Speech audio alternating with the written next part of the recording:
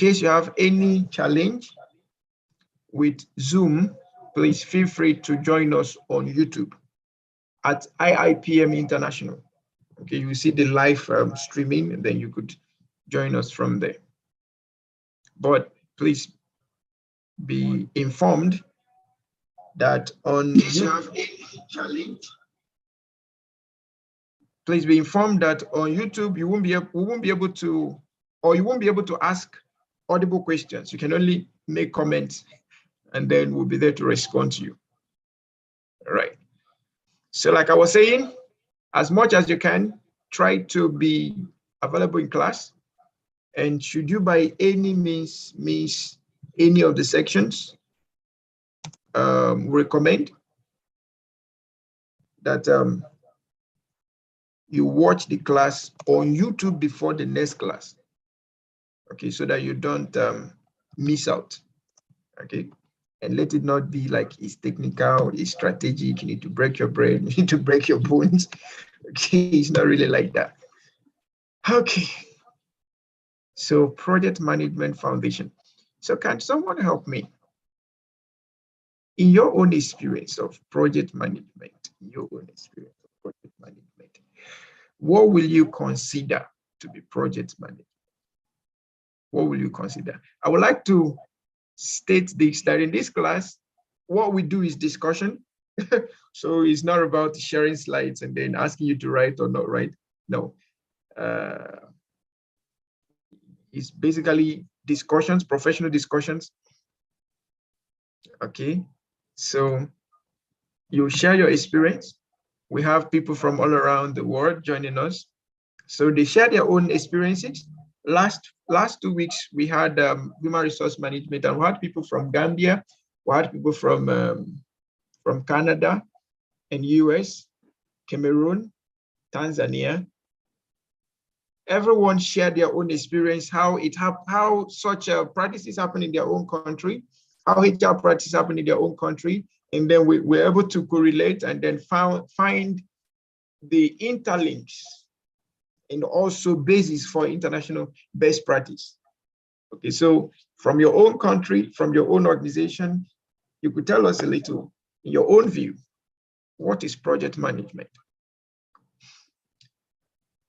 Please feel free to raise your hand, and then we will unmute you, and then you go ahead. You could tell us what is project management. You could tell us what do you think is the reason why project management has become a sine qua non? Why has it become a common language for performing organizations? Okay. Can you share with us, please? All right, please, Farm Bank, kindly unmute and let's hear from you. Thank you very much. I think that project management, from a practical point of view, entails the ability to plan, to organize, and to manage the available resources to ensure that project goals are being achieved at the stated period of time. Okay, so ability to plan, ability to organize resources to achieve expected goals, projected goals at specified period of time. Thank you so much, Mr. Fonban. Okay, do you have any other view to it?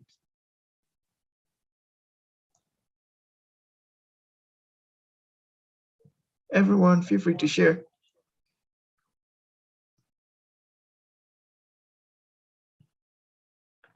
If you raise your hand, we'll unmute you. If you use the chat room, we'll read it out. Okay, from there, we said it might be defined as all the management processes involved in the execution of a project within a specified time frame. So thank you so much, Debbie, for that. So I have 2 hands up. Okay, I have 1 hand up. So May, can you please unmute and let's hear from you? Okay, good morning again. Good morning. For me, project management has to do with processes. It also involves methods, and then the person undergoing the project needs skills and knowledge. Experience also matters, and everything is geared towards achieving specific objectives within a given and agreed time. Project management is important to organizations because undertaking projects is a key action every organization embarks on, and then being able to execute them well, it's very important. Thank you. Thank you so much, May. I love that statement you made. Every organization, project management or projects are common to organizations. So organizations need to understand how this whole project management thing play along for them to be able to say, okay, we are on board. All right. Thank you so much for that. Do you have any other contribution? Just tell us your mind. What is project management? And why do you think it had become a sine qua non in the corporate world today? Feel free to share with us. Feel free to share, feel free to share, feel free to share. Are you with me? If you're with me, please kindly say something.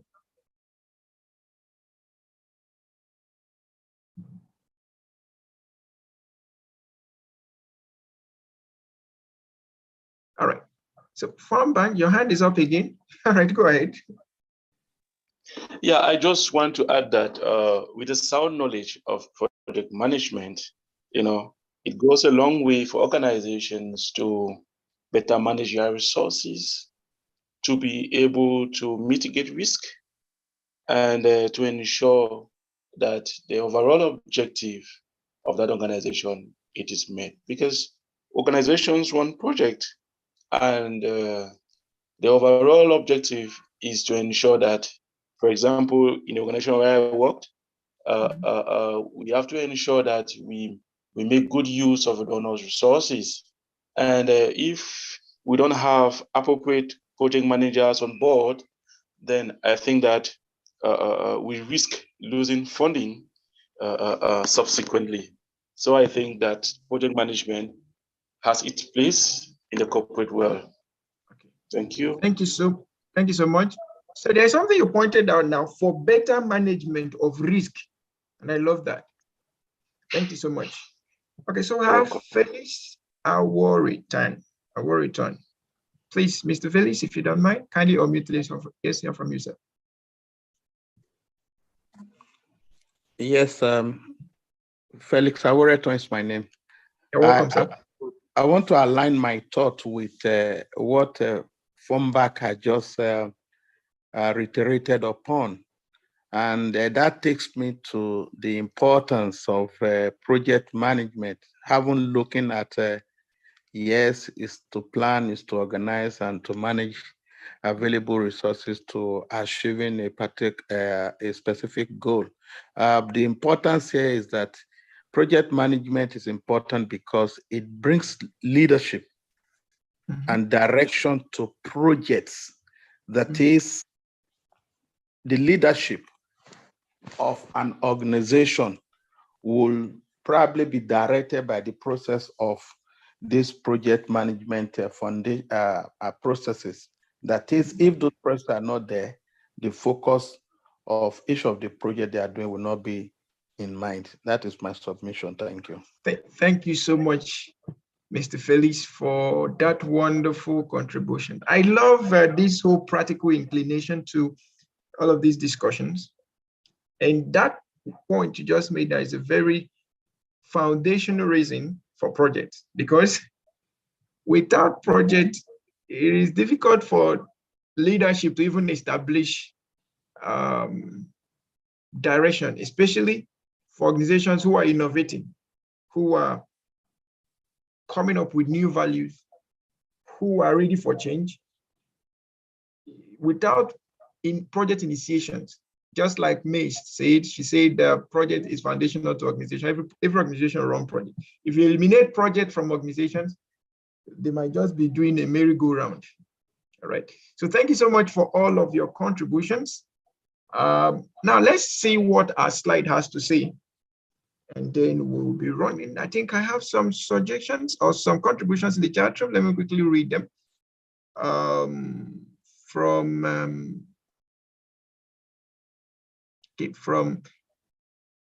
Mohammed Danso, that project management is a process of delivering specific objectives within a stipulated time frame and resources. Thank you so much. From Etere Florence, he said, to me, project management is a service of doing something, following a pattern in order to attain objectives. And it is important in our lives today because all life is made up of projects. Example, cooking, we need a plan to achieve that. I love that. So making it a basic or bringing basic experience to it makes it much more easy to understand. So from Olorun Toba, rather, he said, project management is a one-time multitask job that is conducted to solve a problem in his own view. Thank you so much.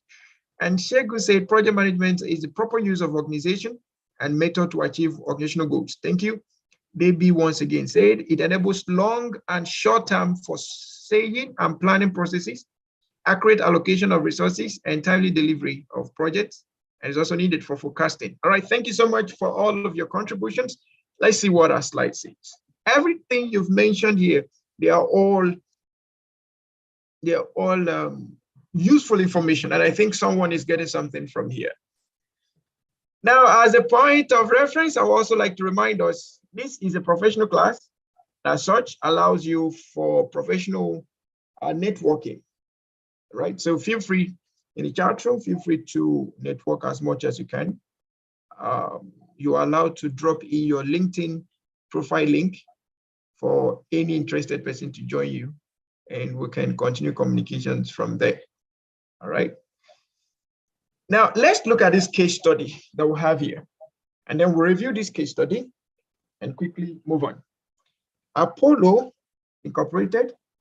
Can I have someone read this for me, please?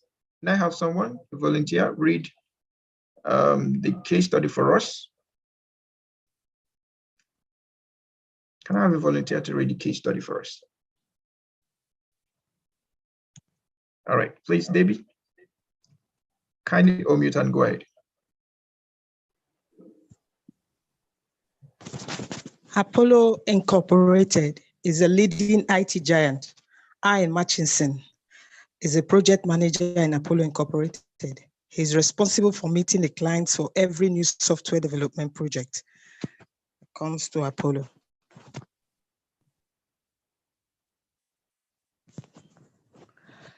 Radisson Telecommunications, a leading telecom service company, recently came to Apollo to have new Java-based database software to be developed for them.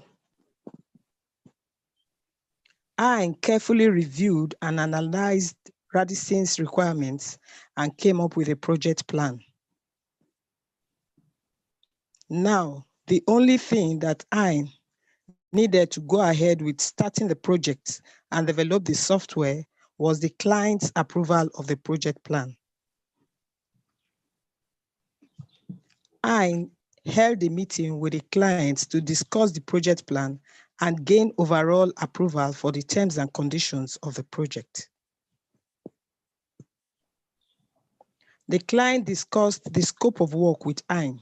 However, the client was not very sure about several aspects of the software that they wanted to get developed. IN thought of starting the project with whatever information he had gathered from the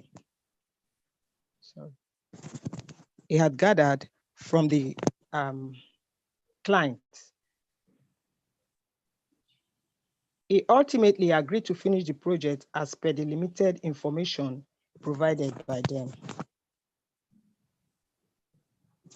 When the project was under progress, IN and his team realized that the scope that he had agreed upon are nearly impossible to meet due to several technical difficulties, as well as due to lack of clarity of the scope.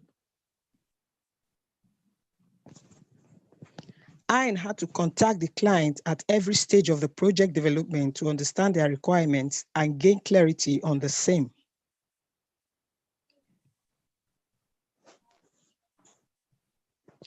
Due to this constant to and fro of communication regarding scope and several iterations of the same task, IN and his team were not able to complete the project as was promised to the client.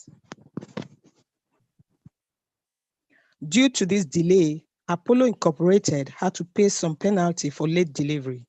Also, the client added new requirements that had to be incorporated in the software. However, IAN had not negotiated about the terms with the clients for any further enhancement or features being added to the software. Hence, Apollo had to incur a loss in the project because the scope of work had increased and the terms of the project had not been negotiated well. Also, IAN's team was forced to work 7 days, even from home, to try to complete the project. Why do you think IAN's team had to suffer? Why did Apollo have to incur a loss in this project? All right, thank you so much, Mrs. Deborah, for this wonderful readout. And I think it was clear enough for everyone here. Okay, so can we quickly review? First of all, let me ask, had anybody been in this kind of Apollo's kind of experience before? If you've ever been in that kind of experience before, can you type 22 in the chat room? As an engineer, as a project coordinator, as an event planner, as a teacher, as an administrator, you've ever found yourself in this kind of situation? Can you type 1 in the chat room? Sorry, type 22 rather. If you've ever found yourself in a situation as this of IAN, kindly type 22 in the chat room. Okay, so IAN is not the only one that has found itself in this situation.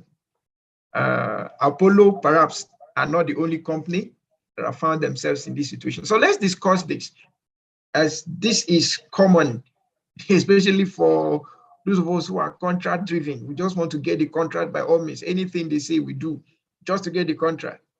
So why do you think IAN's team had to suffer? Feel free, raise your hand, type in the chat room, whichever one that is most appropriate for you. What are the basic challenges to this particular project? As a project manager, in the project manager's view, what will you consider as the error or errors in this project? All right, Christina, please go ahead. All right, thank you so much. I think for me, the scope was not properly done. IAN had his own plan, but didn't get the full scope from the customer, what exactly they wanted before putting all those other plans in place. And I think the foundation was very wrong, you know. Okay. That's it for me, thank you. So there wasn't clarity of scope. The IAN had his own plan and didn't bother to ask of the plan of the customer. So he just went ahead. All he needed was for the customer to approve his plan. All right, thank you for that. Do you have any other, what other concerns do you see here? If you were to be the project manager, or let's say you're the project director now, IAN is the project manager, you're the project director, and you're to mentor IAN, what will you point out to IAN that are the challenges in this project? So Christina has mentioned one, there wasn't a well-defined scope. All right, Famba, please, you can unmute and let's hear from you. Yeah, I just want to speak from a generic point of view in regards to what was read, because I didn't really have a keen follow-up because of network issues. To me, I think that the foundation of every project lies on 3 main aspects.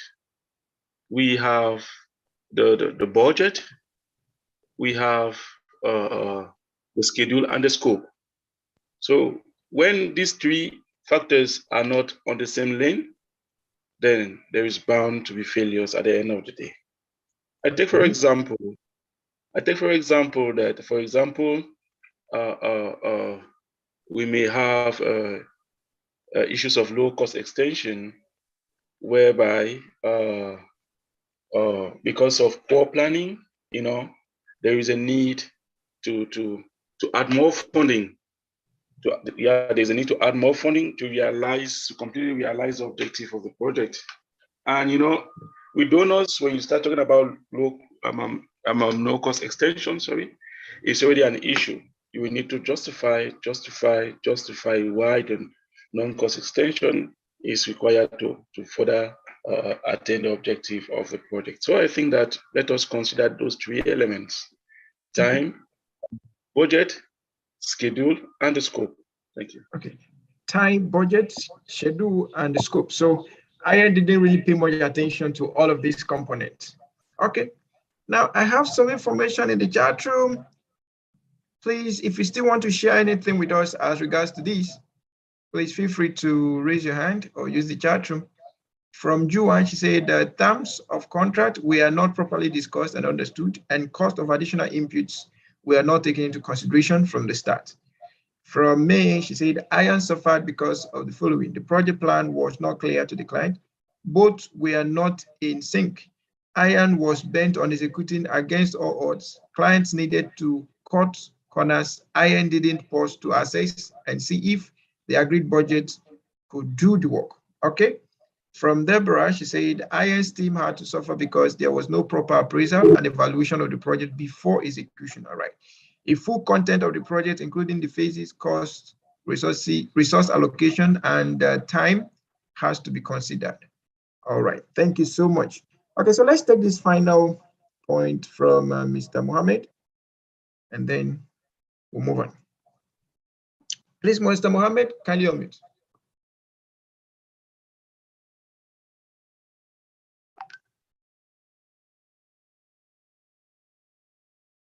Hello.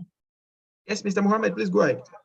Yeah, so I think I will concur with some of the few speakers that the three most important things I think that the project manager should have really paid attention was the time, the scope, and the budget. Because at some point, the client really wanted to add certain features into the project plan. That automatically means that the scope is going to increase, and when either the scope or the timeline, when they increase, obviously it will affect the budget, and that is something that I haven't really put into consideration. But in conclusion, I think from the initiation, he should have got the right information from the donor or before actually initiating the project. That's my view. All right, thank you so much, Mr. Mohammed Danso. Okay, so we have all reviewed what the challenges of this project are, but these things are things we see in project management virtually on a daily basis. People are just keen on just securing the project. And there is this popular belief that when we get the project, we'll find a way to now do the project. So the most important thing is get the project first, and then we can now start talking to client if there is a change. And even in our own basic jobs that we do, always see that. Okay, we always see that. People just want to get the contract first, get the project first. And then you start hearing stories of, sorry, I did not remember to tell you this. And I did not remember to tell you that. I did not remember to tell you. You can do that as a semi-skilled or an unskilled person, but as a professional in the corporate world, you don't do that. You give what we call detailed information about the project. And by detailed information, it simply means you've done all your feasibility, you've done all your pre-evaluation of the project, and you've also done all your predetermined budget, or you've done your budget analysis to now say, okay, this is what this project is all about. And you have information available to justify all the things contained in your plan, your project plan, or your project proposal. Okay, now one thing with being detailed or being professional in your work as a project manager is that it gives the client the confidence that yes, this work will be done as at the right time, as at the expected cost, and as at the expected scope. So we need to pay attention to all of these things. And please, don't be scared of discussing terms and conditions with clients, with your managers, with your MDs, with your directors. Please don't be scared. All you need is the right information to make sure that your point are driven home. Okay. In most cases, I've seen project coordinators or project officers, when the director gives them, a project director gives them a task or a project to do, they just go on the field and start working without clarity on, okay, what are we really going to do? What is the scope of the work? Yesterday, while I was going to work, I was hearing there was this complaint over the radio of a particular organization that went and constructed a wall in a particular community. And this community had earlier told them that if they build this wall, that it is going to cause flood when rain comes. That instead of constructing it this way, why don't they construct it this other way, so that instead of the water flooding to the village, and they said this was around a river also, instead of the water flooding to the village, it can find another direction. And the people insisted that they wanted to secure their property. And they said this thing started in 2019. 2019, there was no disastrous rain. 2020, there was no disastrous rain. And then towards the tail end of 2021, there happened to be a disastrous rain that almost wiped off the whole community, because the wall had to channel all the water that was overflown from the riverbank to the village, and there was no way the water could escape. So all the houses, all the people were all engulfed. Okay, in fact, someone had to say that 2 of his cars were carried by the water to the river. Okay, 2 of his cars. One of the cars was wedged by a mango tree, and the other car couldn't be found. The river, or perhaps the flood, carried it. And then most houses were collapsed because of the flood. And now they are asking this same organization to make for compensation. So when we have thorough evaluation of projects from the onset, the project manager for that particular project needed to have known that, okay, there are community issues to this project, there are environmental issues to this project, there are business dimensions to this project. You needed to come to some level of finding the pivot for that project and knowing which best approach would have been for the project to have the most favorable impact.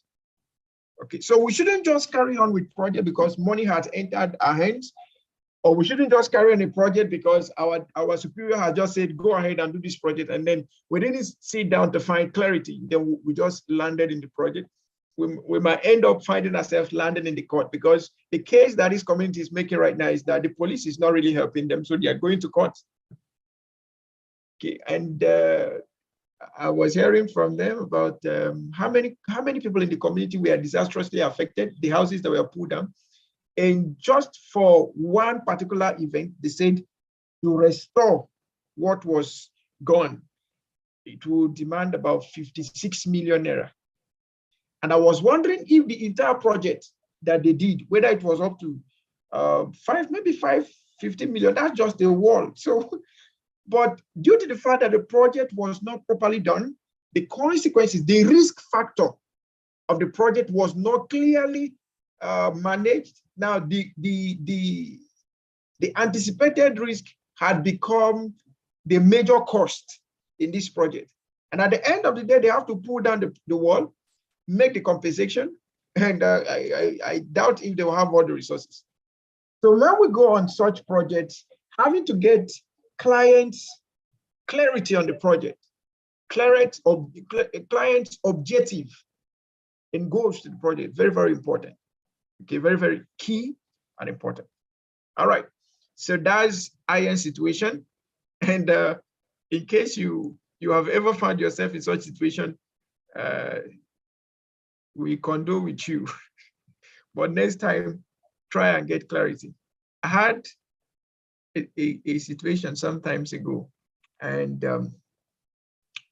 I was having a lecture in a state in Nigeria. It's called KB State, and someone traveled all the way from Jos. If you're Nigerian, you know the distance between Jos and KB State. All right. So someone traveled all the way from KB State to come for that training because he heard I was going to be in Jos for that training. Sorry, I was going to be in KB for that training. And when he came, he said to me, he says, "Sir, I have a challenge." I said, "What's the challenge?" He's a civil engineer. So he had this project to construct a cathedral. And it's a big project. Right? And he didn't bother to get help on this project. Just took on, started constructing. And as he was constructing, the stakeholders came and said, "Please, I would like you to add drainage system in this place." He added. Sorry, we forgot to tell you that the gatehouse to be also added. He added. Sorry, we didn't remember to tell you about the powerhouse. And by the time he finished all these minor things, because in his mind, he felt he had enough resources. He felt the resources approved for the cathedral, according to the project plan he submitted, will be enough to do any other thing that will come out of the project. But unfortunately, before he could finish the drainage system, which was not originally contained in the project plan, adding it to the gatehouse, which was not originally in the plan, adding it to the powerhouse, which was not originally in the plan, he ran short of resources. And on going back to the stakeholders, they told him, "We've already cleared the project budget, so why come to us?" And they said they were not going to give him any other extra dime because they all had an agreement. All right. And the question was, what was he going to do? Should he run away, or should he go and sue them to court or whatsoever? No, we need to be very careful about project terms and conditions. Very, very important. Especially if you're running government contracts, you have to be very, very careful on contract terms and conditions. Read it carefully. Make sure you understand it. Don't just carry your proposal. Don't just carry your company profile and start submitting because a particular ministry or department or agency has just declared a project and bidders are welcome, and then you just carried your proposal. If you're given that contract, please, in fact, before you apply, take your time and read the terms and conditions of that contract. Around November, December last year, someone was sharing an experience which was not favorable. He had this government contract. I think it was around 300 and something million naira. He was to construct some apartment for senators. Okay, and that was about 300 and something million, if I'm not mistaken. But in the process of the project, is like some elements of the project in the construction of the houses, he was not well informed on what the content, the components of the building should be. And he has finished construction. And when he came, when the senators came, they told him, "Sorry, this is not what we asked you to construct." He brought out the project plan, the architectural design.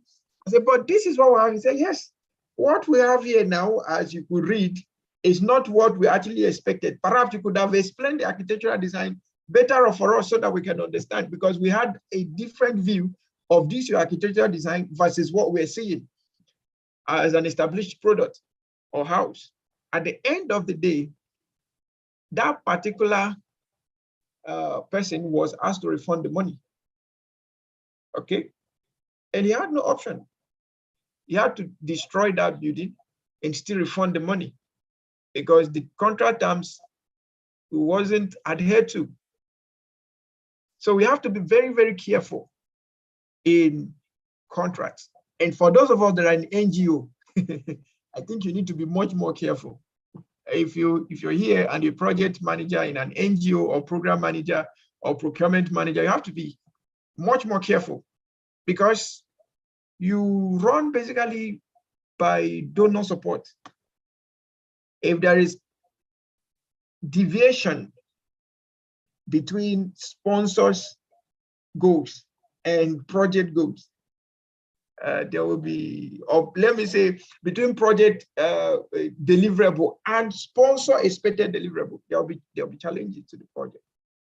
Okay, so we need to be careful with all of this. Now, somebody's asking, he says, "Sir, can the project plan be completely cancelled and the new proposal submitted to allow for change in resources needed as a result of the added features?" Well, That's why from the initial point of project initiation, in developing the contract terms and conditions or project terms and conditions, you need to consider possibility of such risks coming up. And in an event where risks beyond the scope of the project comes up, what will you do? So if you wish at that point that, okay, we will cancel the project plan and review or perhaps develop another project to suit the extended features, that will be it. So the terms and conditions are just like the standards, the guidelines that will guide the project execution from initiation to close. And in terms of conflict, in terms of crisis, in terms of goal deviation or deviation from milestone or expected deliverables, then the terms and conditions can tell you what to do. The terms and conditions are just like an MOU, memorandum of understanding. Some call it service level agreement. Okay, SLA. So you could have your service level agreement to the project, or memorandum of understanding, or memorandum of service, okay, to the project. So in terms where the contingencies are now beyond the scope of the project, let there be provision within the MOU or SLA or memorandum of service on how that will be treated. That will guide on whether the project will be reviewed, cancelled, or reviewed, another proposal developed, or the entire project cancelled. Okay. Okay. So someone also put here, may said maybe an addendum agreed to all by parties would be added. Yes. You know, in project management, we'll talk about a whole lot on legal implications of project terms and conditions. If you ask me, I will always say in my class, before you start any project, please ensure you have a legal project advisor. A legal project advisor is very, very important. So if you are here and you're a lawyer, you have a role to play in project management. Okay. So a legal project advisor will always have a way of foreseeing some form of risks, especially risks that could involve litigations. They could find a way to help you put up proactive safety measures to them. Okay. No matter how good you are as a project manager, no matter how good you are as a program manager, it's often good you have a third party as a legal advisor in your team to give you the best advice. And like I was saying, those of us in NGO, you agree with me that no matter how excellent, how certified, how buoyant your project team is, there is always need for a legal team. And the legal team, more of their work is advisory. All right, that's very, very important.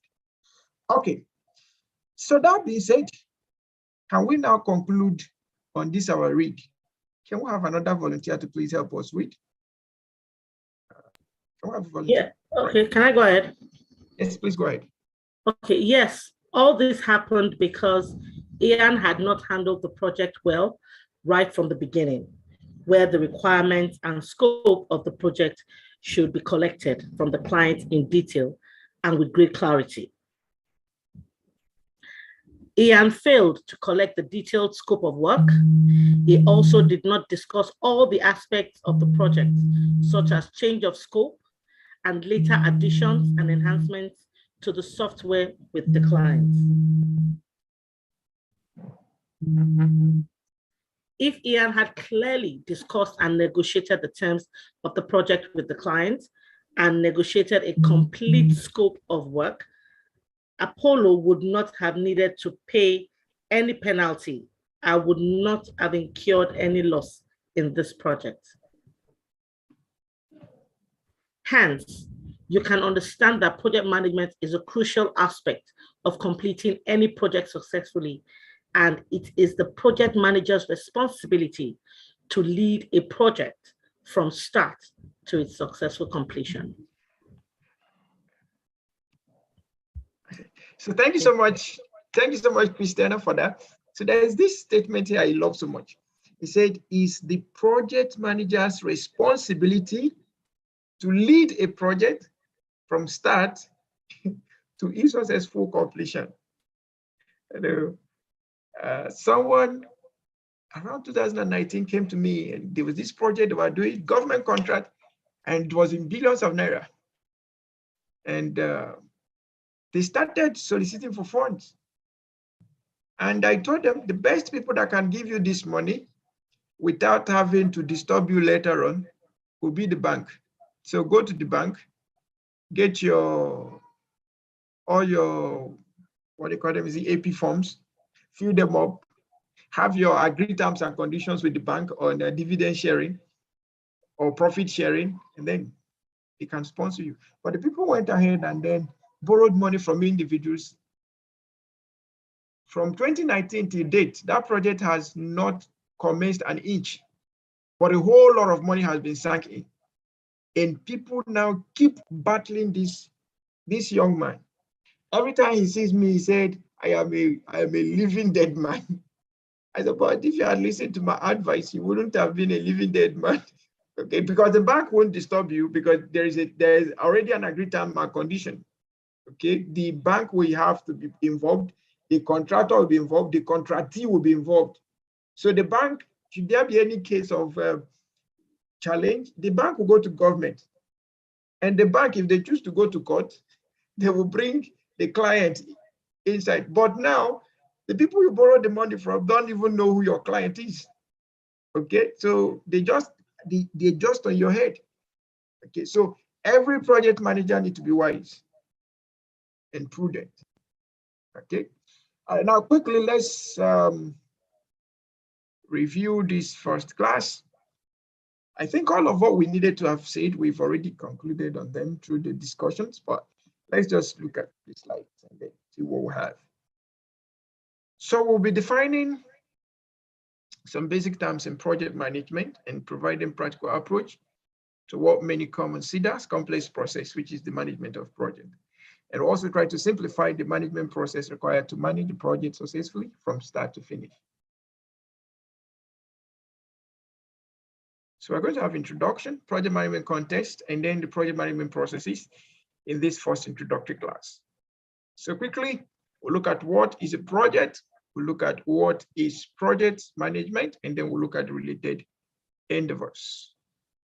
Now, a project is a unique endeavor to produce a set of deliverables within clearly specified budget or cost, time scale, and specifications. Now, these specifications are the things that are contained in the scope that will, if done, they will give birth to the quality of work required. So in essence, you could say it's a unique delivery, is a unique endeavor to produce a set of deliverables with clearly specified budget, time, and scope. And this scope is expected to give a specified quality, right? So it's a temporary endeavor undertaken to create unique products or services. Important thing we must have in mind when dealing with projects is that projects are set to create value. And that's why we take out the time to talk about the value delivery system in this course. Projects are designed to create value. That's where you see that word unique and quality coming in. Okay, we pay for defined quality, whether you consider them in forms of goals, objective, business vision, or what have you. There is an anticipated value. There is an expected value for every project. And that's why most projects, you hear things like, can we see the KPIs? Can we see the goals, objectives? Can we see the KPIs? Let's be sure that this thing you call project will deliver to favorable outcome and will produce the required impact. Okay, so every project is targeted towards delivering high-level value, high-level quality, delivering high-level goals and objectives, high-level vision, meeting up with corporate goals, individual goals, business goals, community goals, national goals, global goals. So we have things like the SDG goals, Sustainable Development Goals today.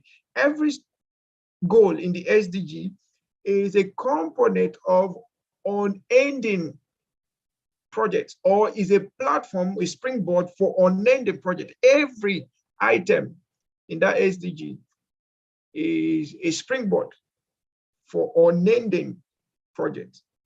But all of these projects are tilted towards creating impact, creating value, favorable outcomes for every stakeholder involved.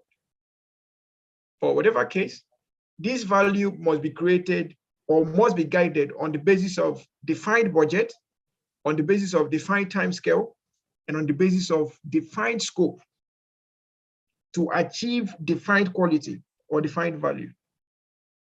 Okay. If you understood what I just said, please feel free to type 1 in the chat room. If you understood what I just said now, just type 1 in the chat room. If you don't understand it, call my attention to it and I will explain.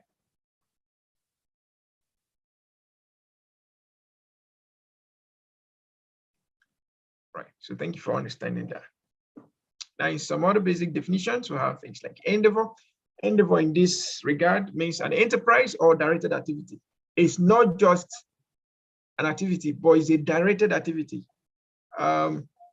Mr. Felix said something today. He said project management helps to give organizations focus, right? So that's the directedness of project. It gives direction. Now, a deliverable is a tangible, verifiable work product. It is a quantifiable outcome of a project which results in a partial or full achievement of the project objective. Example, feasibility studies, terms of reference or charter, a detailed design, or a working prototype. Now, quickly, characteristics of projects. Projects are temporary. Yes, someone is asking, specification is synonymous to scope, right? Yes. The specification has to do with the expected quality, but before the quality is there, there must be some set of tasks that must be done. So those set of tasks to be done to give us the quality is what we are calling scope. So it could be specifications of work or specifications of value or specification of quality needed.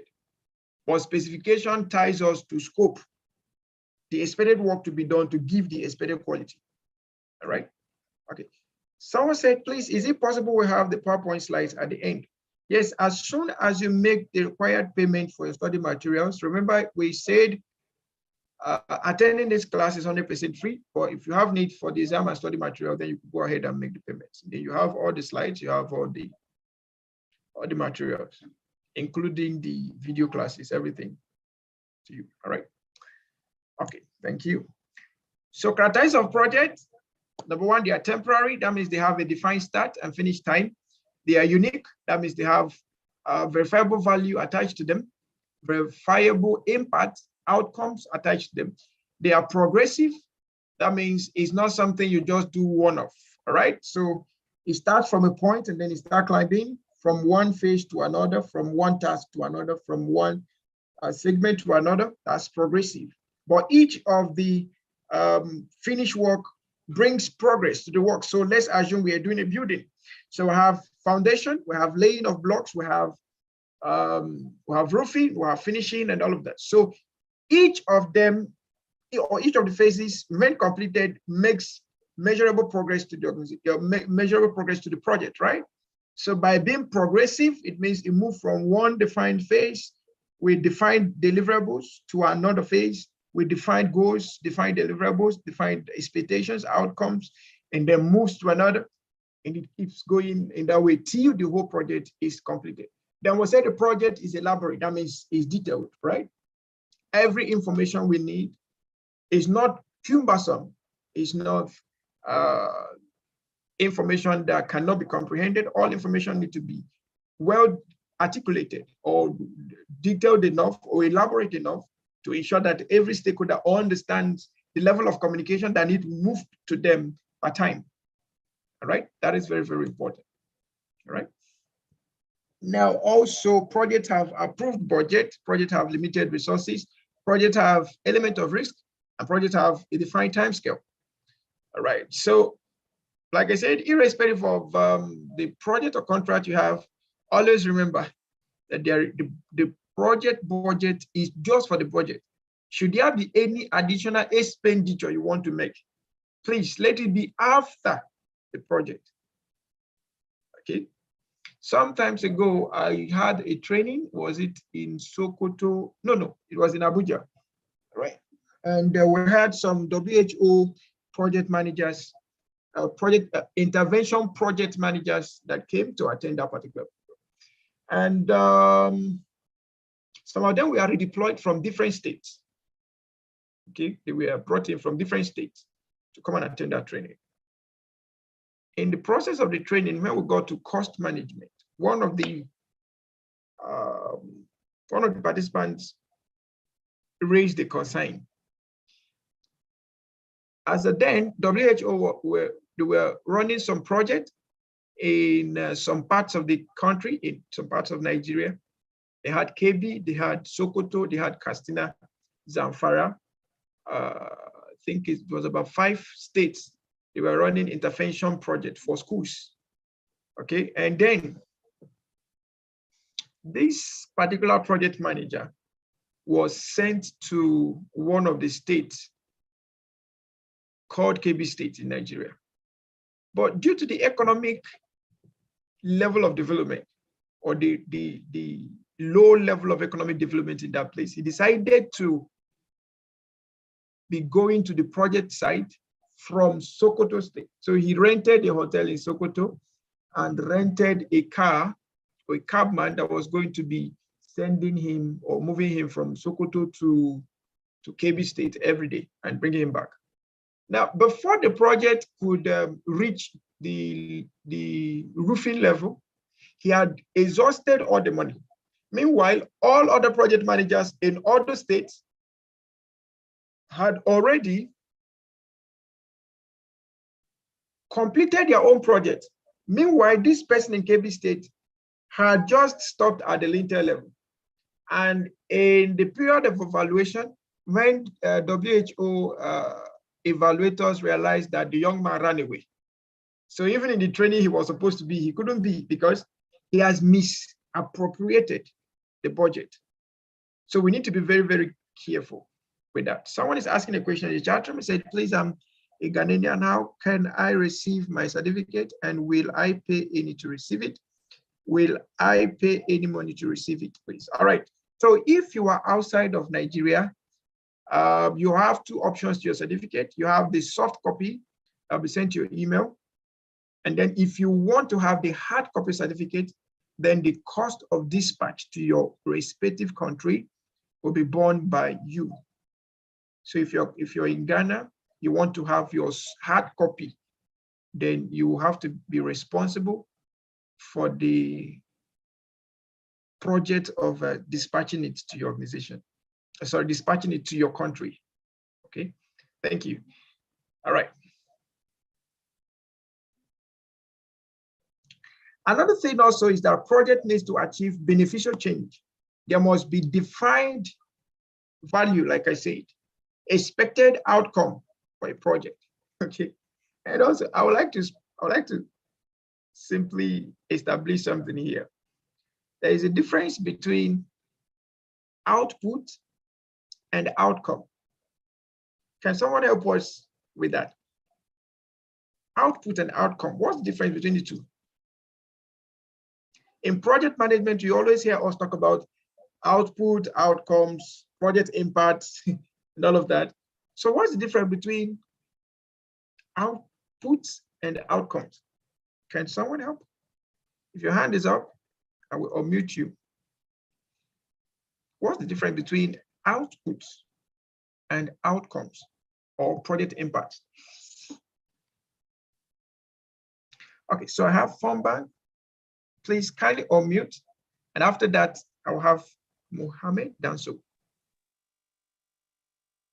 Please go ahead, sir.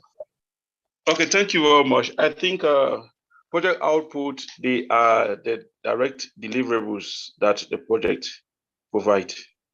And then we'll talk about the outcome and the impact. The outcome, they are the short-term benefits or the changes that the project has brought. And then the impact is a long-term benefit. Okay. Thank you. Okay. Thank you so much, Mr. Fombang. Okay, Mr. Mohammed, please feel free to add to that.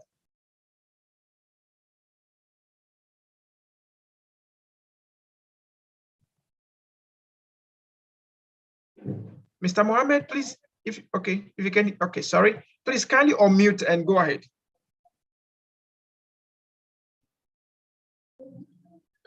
No, I had wanted to say exactly what he said, so okay. I don't have anything to add. Okay. Thank you so much for that. And most often in project management, we keep hearing things like that. Someone in the chat room said, project output is how to achieve the project. That is the good and service, while the outcome is the benefits, short term. All right. So output are the immediate deliverables to the project. And sometimes output does not necessarily mean that the project has come to a close. All right. For instance, in the project where you have phases, each of the phases produces output. But that does not mean that the output you are producing at the final output of the project or the final deliverable of the project. Why the outcome could be the project deliverable that you're looking for. That's combination of all the outputs that will give you the final result. Okay, that's the outcome. For instance, this particular training, the outputs in this training will be for every day you have a section completed, that's an output. You've done today, you've done project management foundation, that's an output, right? Today you've done project management environment, that's an output. Okay, at the end of the day, you've done your exam, and you have your certificate, that's an output. But that's now the outcome of the total outputs that have been joined together. That's an outcome, right? Your final certificate is now an outcome. But the impact of the project now goes beyond the certificate. How are you able to apply the skills? How are you able to apply the knowledge, the competencies gathered? What value are you creating with the knowledge you've gathered? That becomes the impact. So impact talks about sustainable benefit of the project outcome, while the outcome talks of what we see by the end of the project, the total completion of the project, right? And then the outputs are just the immediate results that we'll get from each of the phases of the project, right? So someone is also writing, a project output is the amount of something produced by a person, measurable in a way and seen by all. Project outcome could be the way a project turns out, a consequence leading to an impact. All right, thank you so much. So let's proceed. But before I proceed, let me be sure that every one of us understand the difference between output and outcome, because as we go on in this class, a time will come when you only be hearing input, output, input, output. Okay, so you don't get confused. So if you understood the difference between output and outcome and impact, please kindly type 1 in the chat room. If you understood the difference among these key terms, please type 1 in the chat room. If you don't understand it, type 00.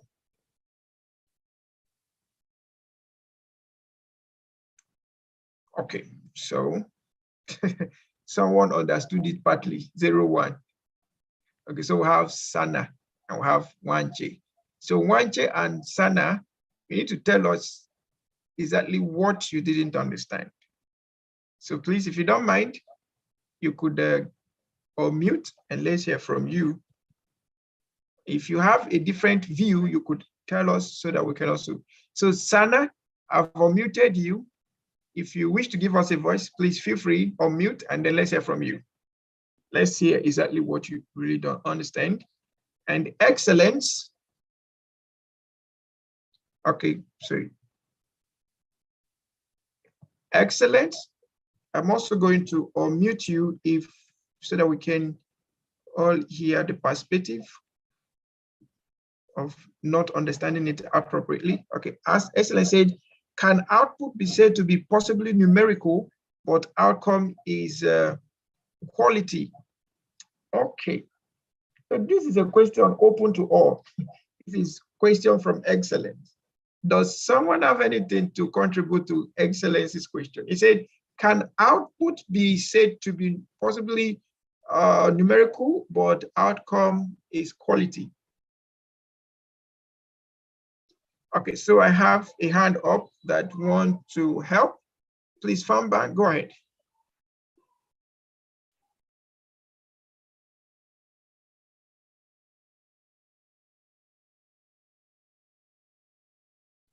All right, Famba, you can unmute. Let's hear from you. You raised your hand. Yes, I think it is both. It is both Okay. qualitative and quantitative. Okay. Yeah. Okay. For example, I take a situation where you are running an education in emergency project where you need to provide quality education to vulnerable children in a community. And for example, I say, okay, the output maybe is a quality of teaching that was provided by the organization to some identified teachers. And now the outcome now is the number of teachers who are actually able to have a grasp of what was taught, you know. And then now we are looking at the impact, which should be the number of children that gained quality education and which have had a great impact upon their lives. So you see, in this level, we have qualitative and quantitative in it. That's which is the same for right. every project. So, thank you so much, Mr. Fombank, for using a good experience or good example to trace the point. Now, Mr. Excellence, when measuring a project, be it output, outcome, or impact, we have both the qualitative and the quantitative side of it. Okay, where the qualitative talks about the matrix is used, the numerical dimension to measuring the quality, measuring the output, measuring the outcome. While the quantitative talks about the touchable, the feelable side of the project. So every project can be measured both qualitatively and quantitatively, okay? And I also spoke about key performance indicators today. Key KPIs could be the qualitative dimension to measuring project outputs, outcomes, and impacts, right? But to make it clearer, an output is an immediate result of tasks being done in a project. The immediate result, the immediate deliverable that you get from carrying out a task or carrying out a phase of a project. And I gave an instance. I said, for instance, in this particular class, the total project items are listed, like the content. Each of the content, by the time we are done, you could tick and say, yes, we've done project foundation. That becomes an outcome. Sorry, that becomes an output rather, because you're done with that. You have learned about it. You go to project environment, when you're done, you say, okay, you're done. That's not these are output. But by the end of this whole program, you now have your certificate. You write your exam, you have your certificate. Your certificate becomes an outcome. It is this certificate that will bring an impact. Not the certificate itself. The certificate is now a proof that yes, you have done project management, which will bring the consequences of giving you job, consequences of giving you a contract, consequences of people, client trusting you to say, okay, yes, you can do this because you have gone through this process that made you a project manager. Now, the impact of your outcome becomes the recurring lasting value that those knowledges, skills, competencies you're able to gather from this class were able to give you. So impact is long lasting. Outcomes are the what I say overall output results that you get. Why the output are the immediate results that you get from carrying out specified tasks within a project. Okay, so immediate, let me read something. So David says something, output and outcome could be measured in percentages. Yes, that's right. From excellence, like I said, immediate results or deliverable of tasks equal to output, that's right. And then at the end of the day, all of the output, remember that projects are progressive in nature. So you have output from phase one of this project or output from task one. The output from task one could become an input for task two. And the output from task two could become an input to task three. So all of these outputs going into inputs to the next phases, by the end of the day, carrying out all of these things gives us an outcome, and it's a tangible thing we could use, verifiable, evaluatable, measurable. We can have all of that done, and then the lasting effect of your outcome becomes the impact. All right, very, very important. All right, thank you so much. All right, so let's proceed. Please, at any time, if you have a question, feel free to send it in the chat room and I will respond accordingly. Okay. Now, projects, like we said, they are temporary. That means they have a start time and they have a finish time. They are not everlasting. Okay. They are not everlasting. Projects are unique. That means they have defined value. They have something they are bringing on. All right. Like said here, I say projects involve doing something that has not been done before. So some projects are unique. Okay.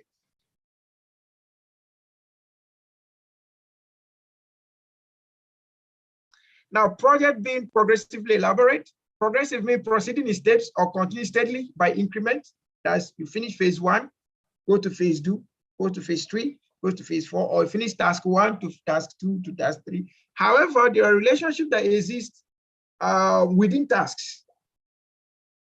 Whichever relationship that exists, whether it is sequential relationship, overlapping relationship, iterative relationship, there must also be some level of progression. Okay, and an output always tell us where we are at the moment. The level of progress we are making per time is being defined by the output we have per time. All right, elaborate simply means working out with care and detail or developed thoroughly.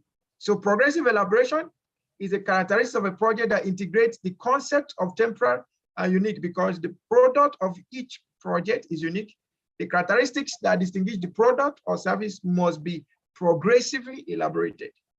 Okay.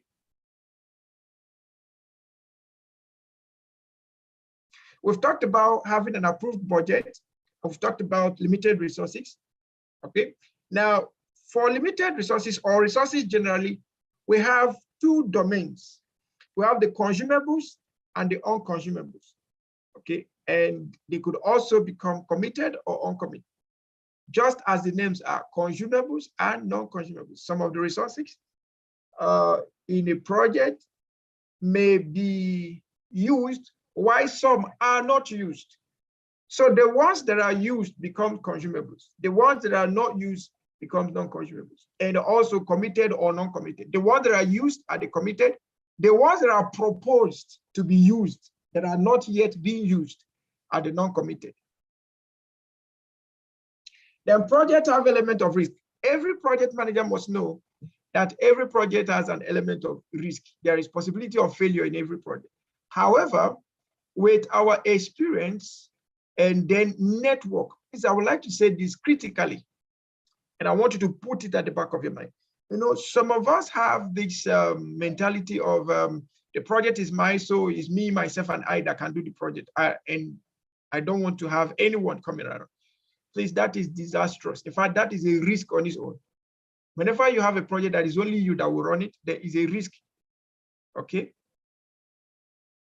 To reduce the risk of failure in project, you need to have other consulting advices, expert advices to your project, be it paid advice or unpaid advice. Please, you need advices. These advices will provide you with enough information to make decisions towards the project. One of the reasons why projects fail is because we don't have enough information towards the execution of the project. Perhaps we don't have templates, we don't have counselors, or we don't have project advisors. These things can lead to project failures. And we have to pay attention to project advisory. Okay, project advisory. Some call it project consulting. Whether it's project advisory or project consulting, they have their own great role to play in helping you identify and mitigate risks and help you ensure that your project is completed successfully. Not all of us will become site project managers or field project managers or program managers. Some of us will become project consultants in the dimension of advisory. For instance, there are people like KPMG. More of their work is advisory. They are not field workers or not field consultants, as it were, but advisory. So they can help you review your project and possibly identify all the risks to the project. If you come to IPM and you want us to help you with risk identification, we will do that. At the same time, if you want us to do the execution, we also do the execution for you. So we do all-round project consulting, all right? Then projects have defined scale. It has to be stated, when is it starting and when is it closing? And we've overflogged the point that project must produce beneficial changes. Now, quickly, can we take a cup of water? Please, can we take 2 minutes to take a cup of water? Just take 2 minutes, take a cup of water, and we'll be back. Please, 2 minutes, take a cup of water, stretch yourself a little, and then we'll be back.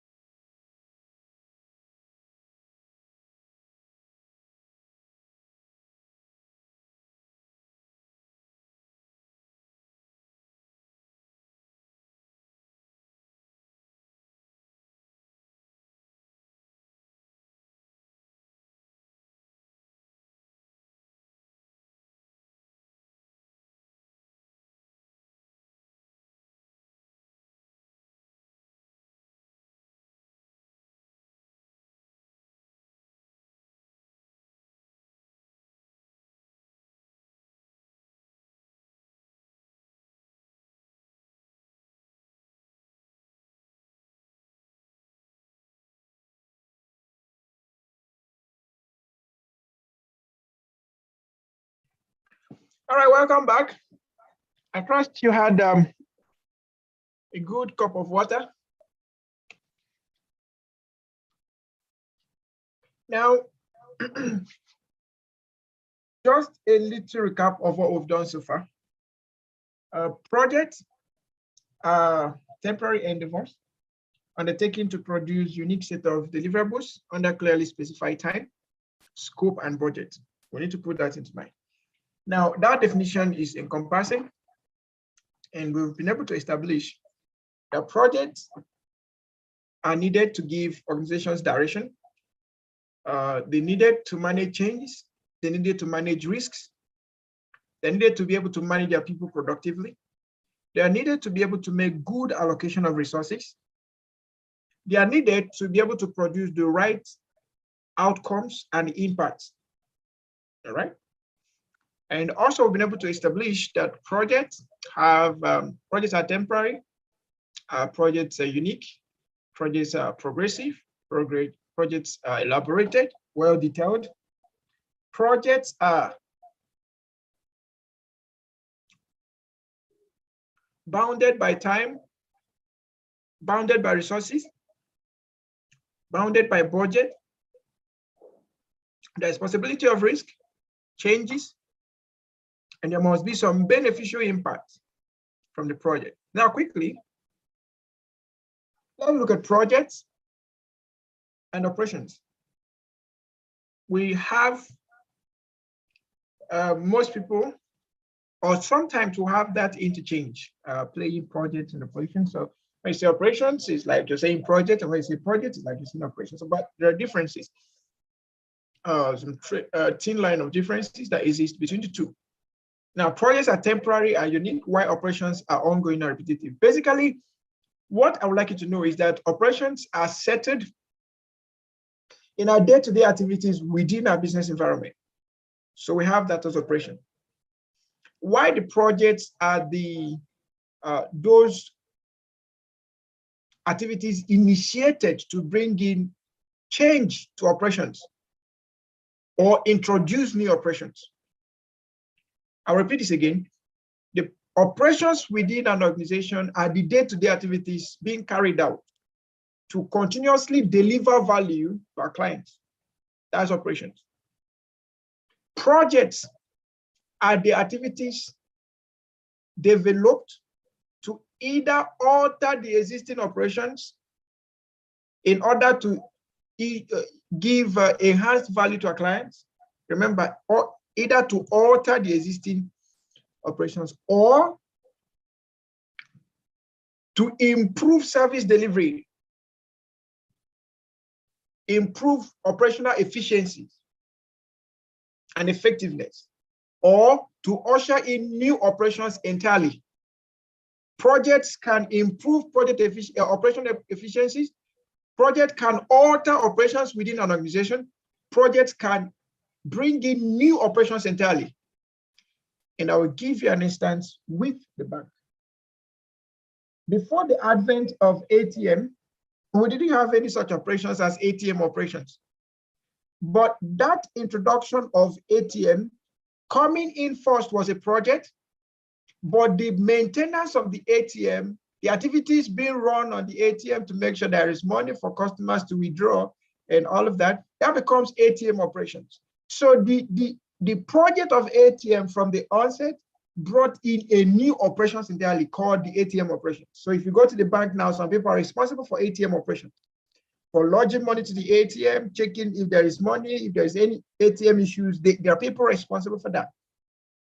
Meanwhile, in the same bank, for some banks that I know, when you go to deposit money now, you don't need to write it on paper. You just call out your account number and then they do all the deposits and then print and give you.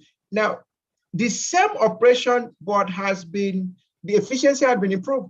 Before now, you go to the bank, you fill in details, you stand on the queue and all of that, you wait and wait and wait and all of those things.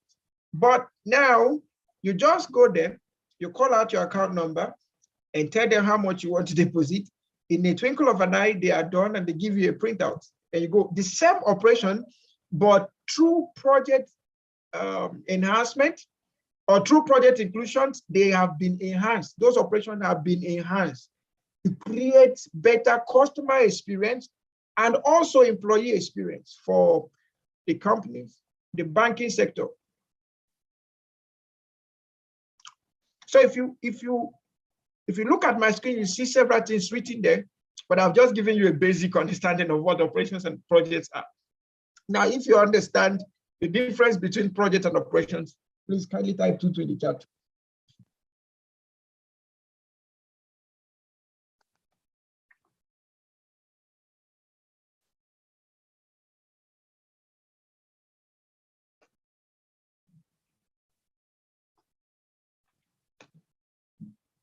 And if you have a question, please ask me.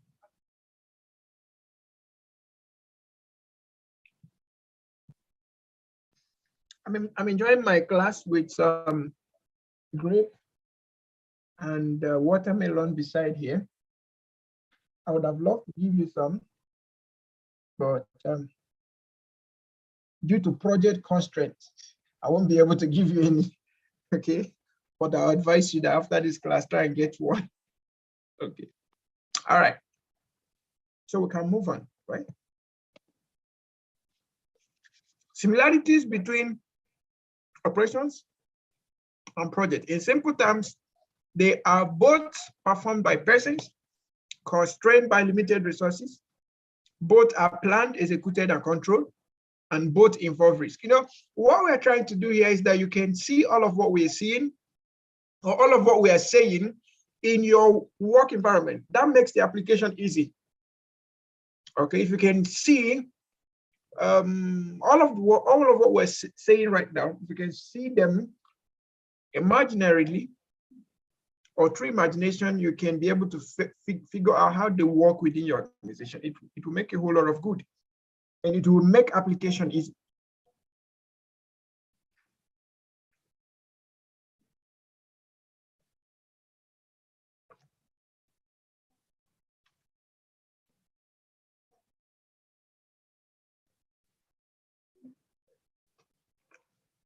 Okay, now I would like to have us look at this.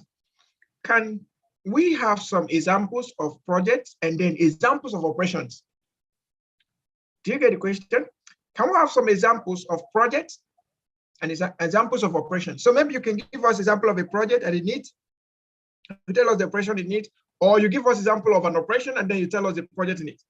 Someone says, sir, are all projects constrained by limited resources? Definitely. Every project has limited resources. No matter how buoyant the organization might be, there must be some approved level and levels of allocated resources. So there is constraint. Okay, thank you. So can someone give us some examples? Feel free, everyone. You could raise your hand, give us example of a project and then example of an operation. So if you give us example of a project, inside the project, tell us the operation inside the project, or you give us example of an operation and tell us the possibility of a project that could come up from the operation. So from excellence, say building of a hospital is a project, painting and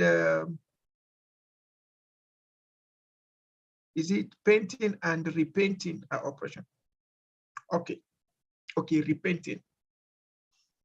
Okay, thank you, excellent. Can we have another example? So have building project or building of hospital as a project. Excellence says painting and repainting of the hospital is an operation. Okay. Can we have another example? Give us an example of a project. Inside the project, give us an example of operation within it.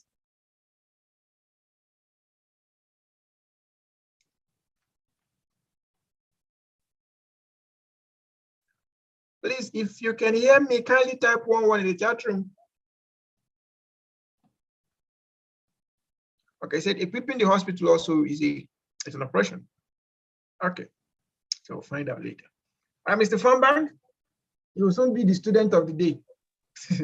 Please kindly go ahead.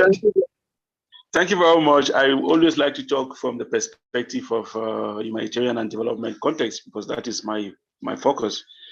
Okay, so if I say, for example, of a project, I take a humanitarian project where we provide early recovery to vulnerable persons in the aftermath of an emergency. And so we talk about operation, we are looking at issues of ensuring that, as we look at the supply chain, that's the process of procuring goods and services and the effective delivery of those services. And, that's an operation. Thank you. Okay. Thank you so much for that. I'm seeing quite a number of things in the chat. Let me quickly read.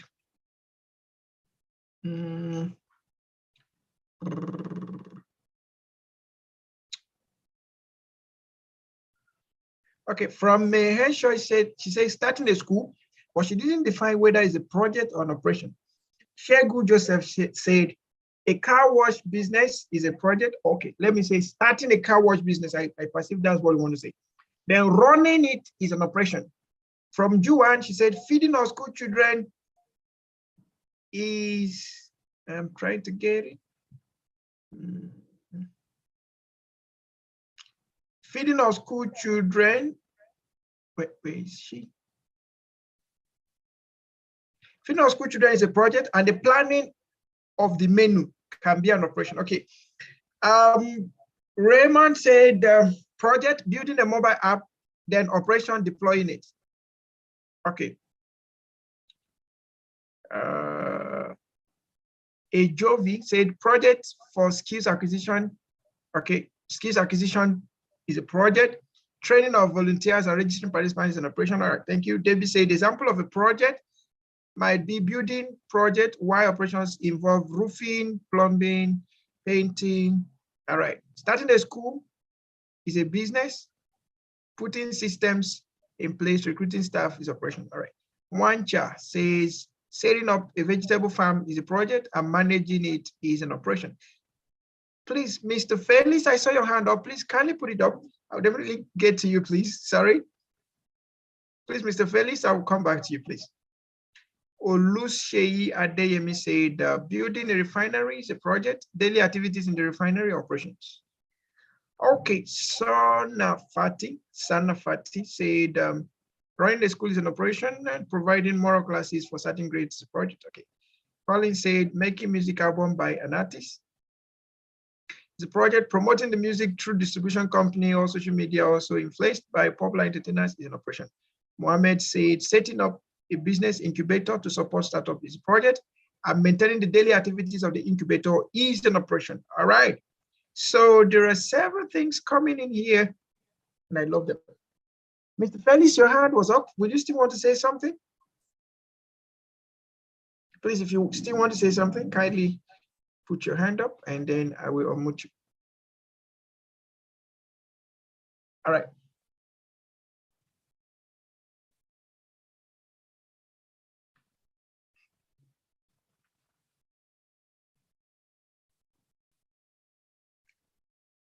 Building a cement factory is a project where activities geared towards getting cement operations. Okay, so basically, projects bring in new things. Operations ensure that those new things are being carried out over and over again to continuously deliver value. For example, let me take the first example. We said building a hospital is a project, then painting and repainting is an operation. Well, if you ask me, I would say painting and repainting, or let's say maintenance. So we can say maintenance is an operation. However, there are certain maintenance that may end up becoming projects. For instance, there are certain levels of painting that you may want to do that may end up becoming a project. So if we are going to change the color of the paint, if we're going to change the type of paint we used initially, obviously we are going to have another form of outcome by the time we used another type of paint previously used by the first one. Remember I said a project can bring enhancement. So in this case now, the project is bringing enhancement in the maintenance of the house. All right. Now, another person said something that got my attention. He said, building an app and then deploying it is building an app is a project, deploying it is an operation. All right, so deploying of the app is like you're sending it to the people. So all of those activities needed to market it, to get it to the phones or mobile devices of the users, those are operations. Customer support, getting good reviews, those are operations. All right, so I agree with you. And there are several other things mentioned here. So thank you for all of your thoughts on this. So quickly, examples of project while releasing a new music album, I think somebody mentioned that. Testing and installing a piece of equipment. I think someone mentioned that also. Equipment in the hospital by excellence, he mentioned that. Developing a new training program. Someone talked about skills acquisition. Thank you. Establishing a new youth center. An event like the Olympics, your wedding, your birthday.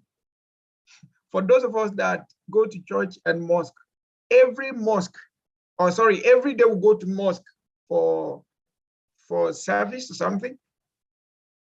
Any day we go there to pray is a project we are doing. It's a new project entirely. Any day you go to church is a new project entirely. But the recurring things that we now do will become operations. Okay. A manufacturing of a new product, installing a new computer system, research and development program, and several others. All of these are projects and several more.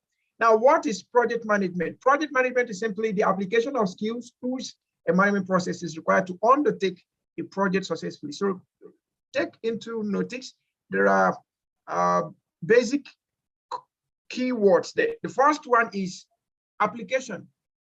And what are we applying? Or the summary word is application. And what are we applying? For us to have project management, whoever that is doing the project management will have the right skills, the right tools and techniques, and the management processes. No matter what you claim to be, no matter your field, whether you are an engineer, a medical doctor, a lawyer, you cannot escape management. You cannot escape management. You know, why coming up, I had an engineering background, but when I realized that management was above all, including those in the space, management was just above all, I decided to go for management instead. So after my engineering background, I came back to focus on management so that I can manage both human and non-human resources for good outcomes and good impact. So no matter what you do, no matter your profession, you need to understand management. So your skills are needed, right?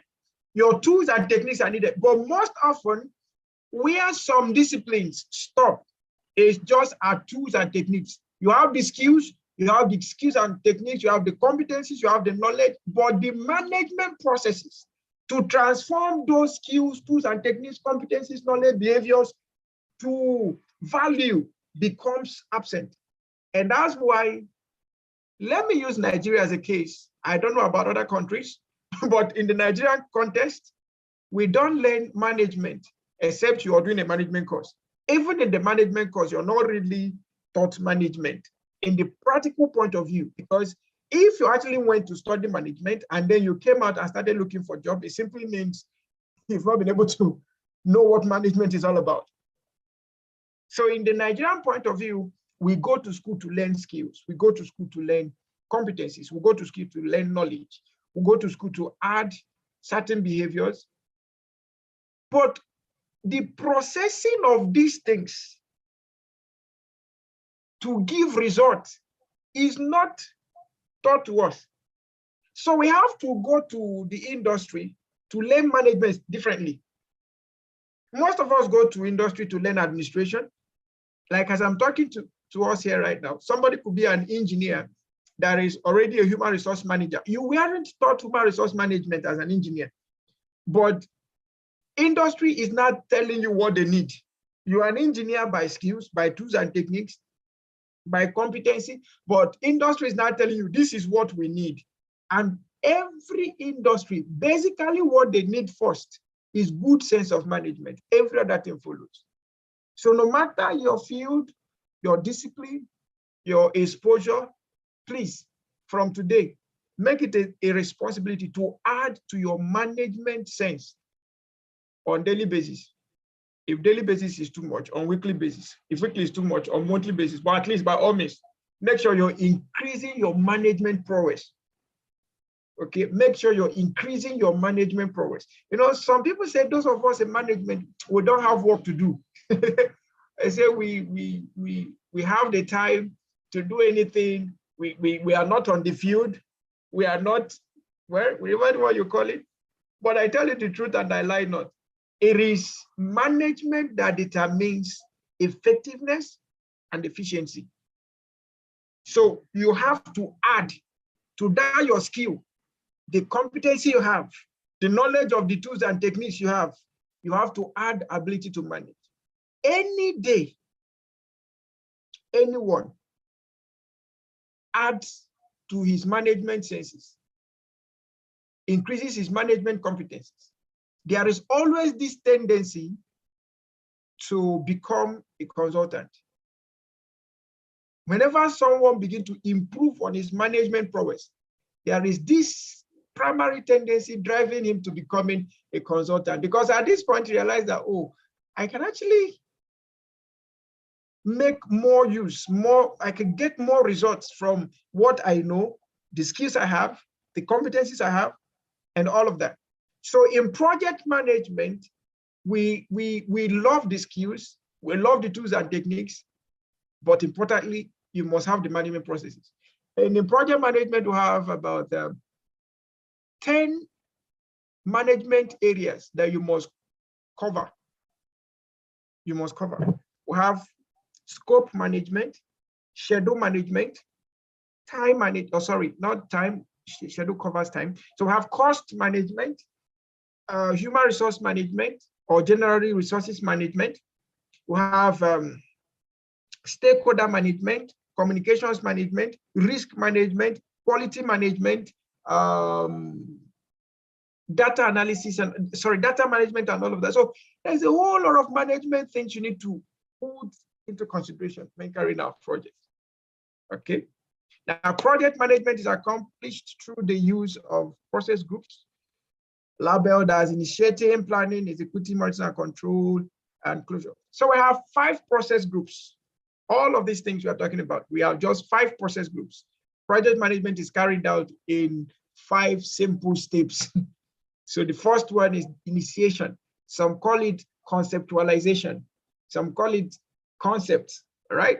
Conceptualization, ideation, initiating, all meaning the same thing. Now we have planning, we have executing, we have monitoring control, we have closure. These are just the simple steps every project must follow. And we all categorize them as process groups. So everything we do in project management, they are either falling either at initiating phase or planning phase or executing, monitoring and control, or closing. All right. So I would like you to do something for me before we proceed. Please, can you type in the chat room 5 process group? Project management has 5 process groups. Project management has 5 process groups. Can you please help me type that in the chat room?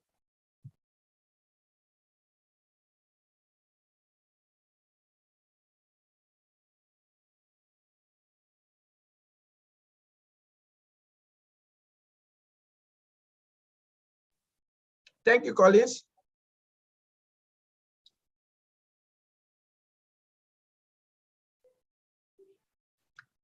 Thank you, Shegun. So can we all type that project management has 5 process groups? Thank you, Excellence.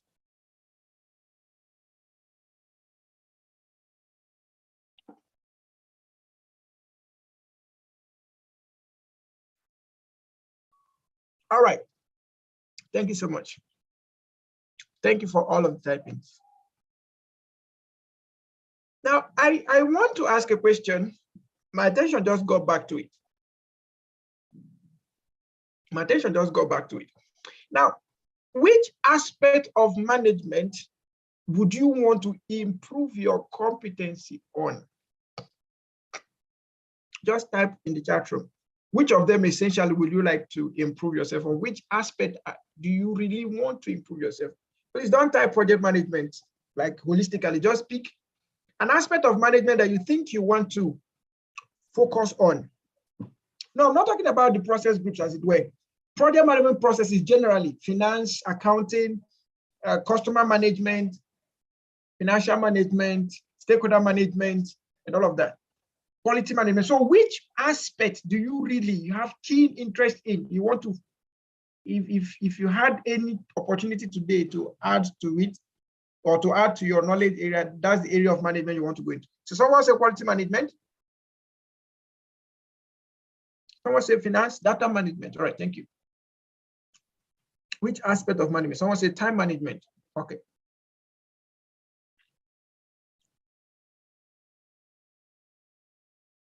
Another one say data management. Someone say quality management and HR management. I love HR management. I love quality management. Data management. Everyone is talking about data management. Someone says operations. I love operations. Finance, cost and human resources. Okay. So let me quickly say that any area that you want to improve yourself on, please don't just wait for the opportunity. Just start improving yourself on them. Okay? Just start improving by all means, by taking personal classes, through your workplace, mentorship and all of that. Just keep learning. Okay. And change management, strategy and operations management. Right. And I'm so impressed that you have some areas that you really want to improve yourself on. All right, business analysis. Wow. You're serious. All those people mentioning data management, strategy, business analysis, and all of that. Those are very critical areas in this present dispensation. Every other area, they are wonderful. But if you can have access to business analysis, strategy development or strategy management, data management, and in data management, don't just do data management, do data science, data analytics, and data management generally. All right. Thank you so much for sharing your thoughts with me. But remember, project management has only 5 process groups. Please, in case you're asked in your exam, how many process groups or list process groups project management, please don't go writing data management. Data management is your choice of what you want to add to yourself, right? So to clear the air, let's come back. Can we type the 5 the 5 process groups? You can abbreviate it IPEMCC, IPEMCC. So you can type it for me in the chat room. IEP or IPEMCC, IPEMCC. That's initiating, planning, executing, watching and control and coaching. Okay, so kindly type that for me. So this thing you just type now, those are the process groups, IPEMCC. All right, can I get 1 or 2 persons to tell us the full meaning of IPEMCC? Can we get 1 or 2 persons? Tell us the full meaning of IPEMCC. If you raise your hand, I will unmute you. If you put it in the chat room, I will read it. All right. So Mr. Mohammed, please kindly go ahead. Yeah, so IPEMCC will be initiating, planning, execution or executing, monitoring and evaluation, and closing. Thank you so much, Mr. Mohammed Danso. Welcome. Okay, thank you so much for that. So I'm getting good feedbacks also from the chat room. Initiating, planning, execution, monitoring, control, and closure. That's from Loretta. And then from excellence, initiating, planning, execution, initiating, planning, execution. You missed 1C, excellence. It's monitoring and control. You missed 1C. Okay, can someone tell us another name for initiation? Which other name or names can you give to initiation? Which other name or names? Okay. Mr. Form, Bang, can you unmute? Yeah, initiation can be termed as project conception. Okay. So initiation can be termed conception. Thank you. I can see from the chat room, ideation. All right. Thank you so much for that. Okay, so which other name can we call execution or executing? Which other name can we call the execution or executing phase in your own term? Implementation, thank you. Do you have any other name to that? Implementation. Implementation. Okay, what of monitoring and control? What other thing can we call monitoring and control? Okay, Shegu said we can also call execution phase operations. Okay, so for project management purposes, we may not call it operations, but for business purposes, yes, we can call operations. All right. What other name can we call monitoring and control? Monitoring and control, they are just together. So what other name can we call it? Supervisor. Okay, thank you. All right, Mr. Fonbang, go ahead. Mr. Fonbang, are you there?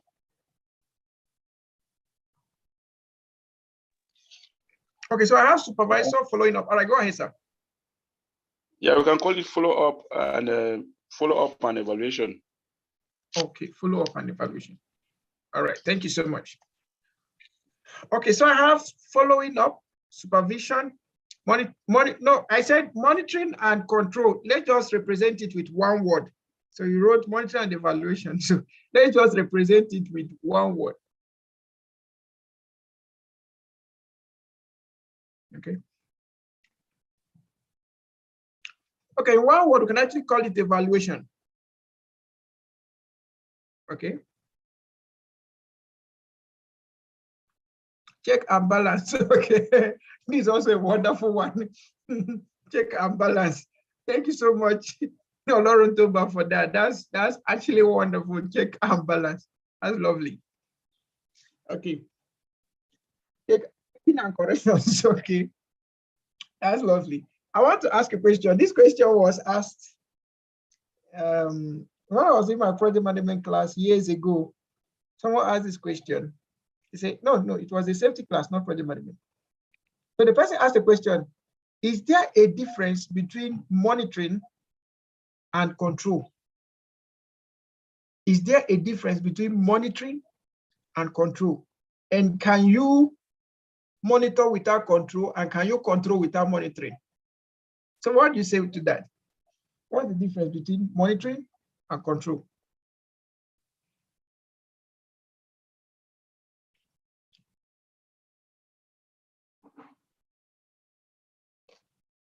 What's the difference between monitoring and control? Okay, so Debbie, her hand is up. Please feel free to unmute and let's hear from you. Yeah, I think monitoring can be you actually checking the project to make sure it is in line with the objectives of the accomplishment of the project, is in line with what the company actually wants or what your client wants. While control is actually trying to bring in corrective measures that's in case you notice any deviation from plan, trying to bring it back to what it's meant to be. I think that is trying to control and evaluate the project here. Okay, thank you so much. Please, Mr. Fumbank, you can unmute and let's hear from you. Your thoughts? Okay, thank you very much. Yeah.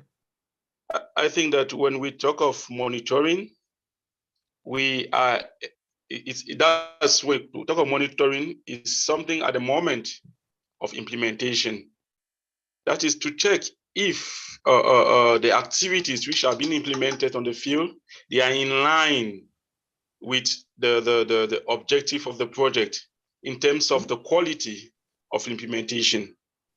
And when we talk of evaluation, it is an overall impression that we have in regards to the manner in which a project activity was being carried out at the end of the day or within a stated period of time.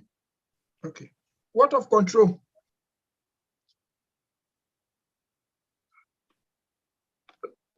I just talk of control now. Okay. Okay, what did you say about control? Yeah, I said control, which is equally a form of evaluation. It is an overall impression that you give on on the evaluation, that is on the implementation of a project activity within a given period of time. Okay. All right. Thank you so much. Right, Mr. Felix, kindly omit and let's hear from you. Yes, monitoring to me is to check the process are in line with set objective of a project. Why control to me is a form of enforcing that guidelines are compliant with.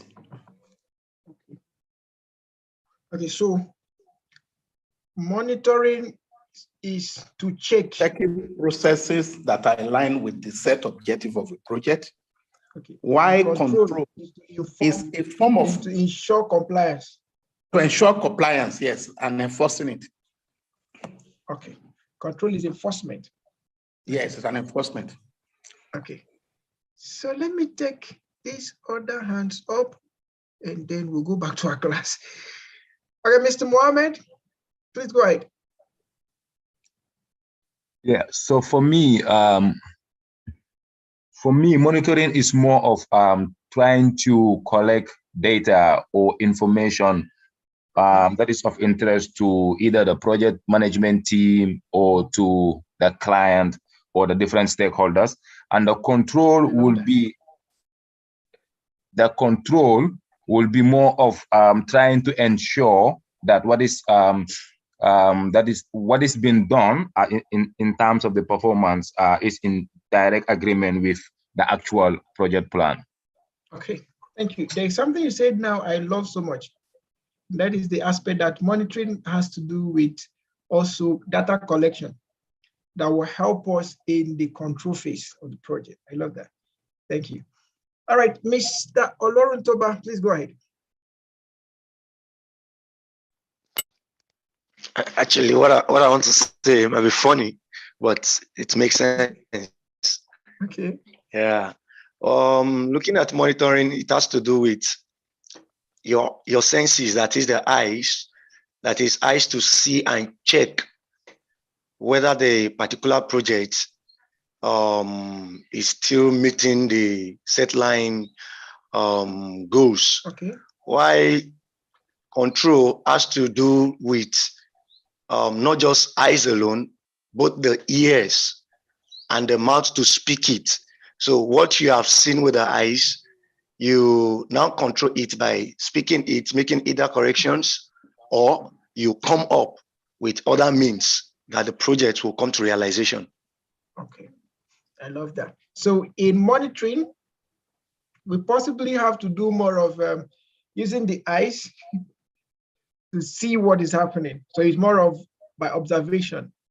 Okay, then control is enforcing it either through your mouth or through your hand and leg.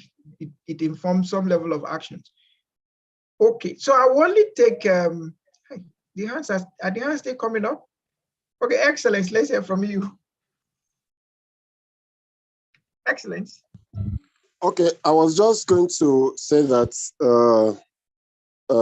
the monitoring phase is more of observation, active observation per se, and control has to do with feedback and enforcement. Okay, so control has to do with feedback and enforcement. Monitoring control has to do with observation. Yes. All right, thank you for that. Sani or Sana rather? Sana. Please, Sana, can you unmute and let's hear from you?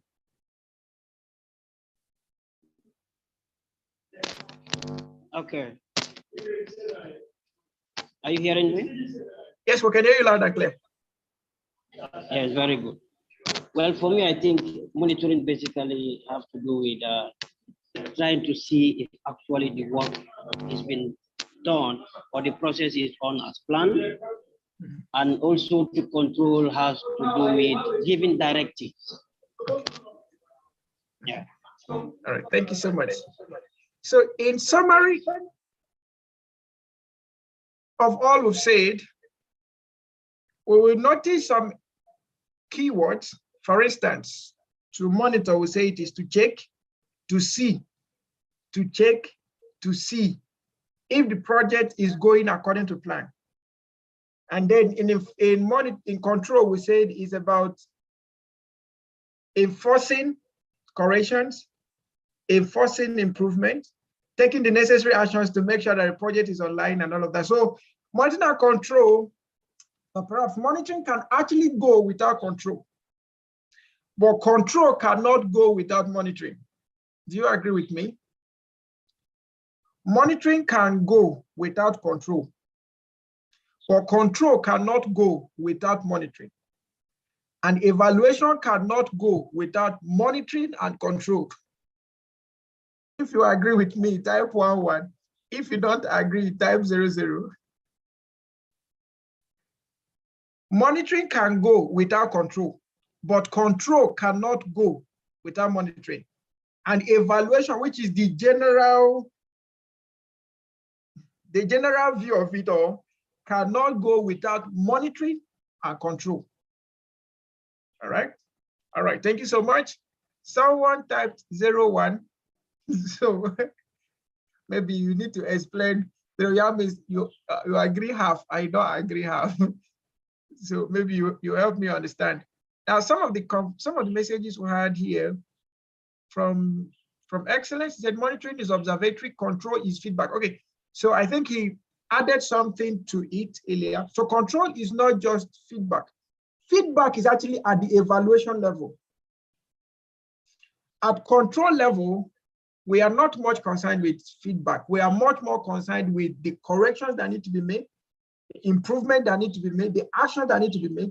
But at the total evaluation level, we now look for feedback. Feedback of the thing we monitor, the thing we control, did it not give us the actual thing we wanted? That's on the evaluation level. All right. Okay. Now, Dr. Ale said monitoring is done to ensure compliance to plan, while control is done to ensure prudence in the use of resources. I love that. Thank you. Juan said there is a slight difference, even though they both go hand in hand. Yes, sure.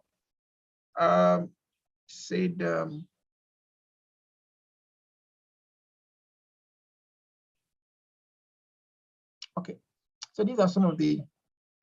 So someone said, if during monitoring there are no deviations from the project plan, there wouldn't be need for control. Okay, so we talk about supervision.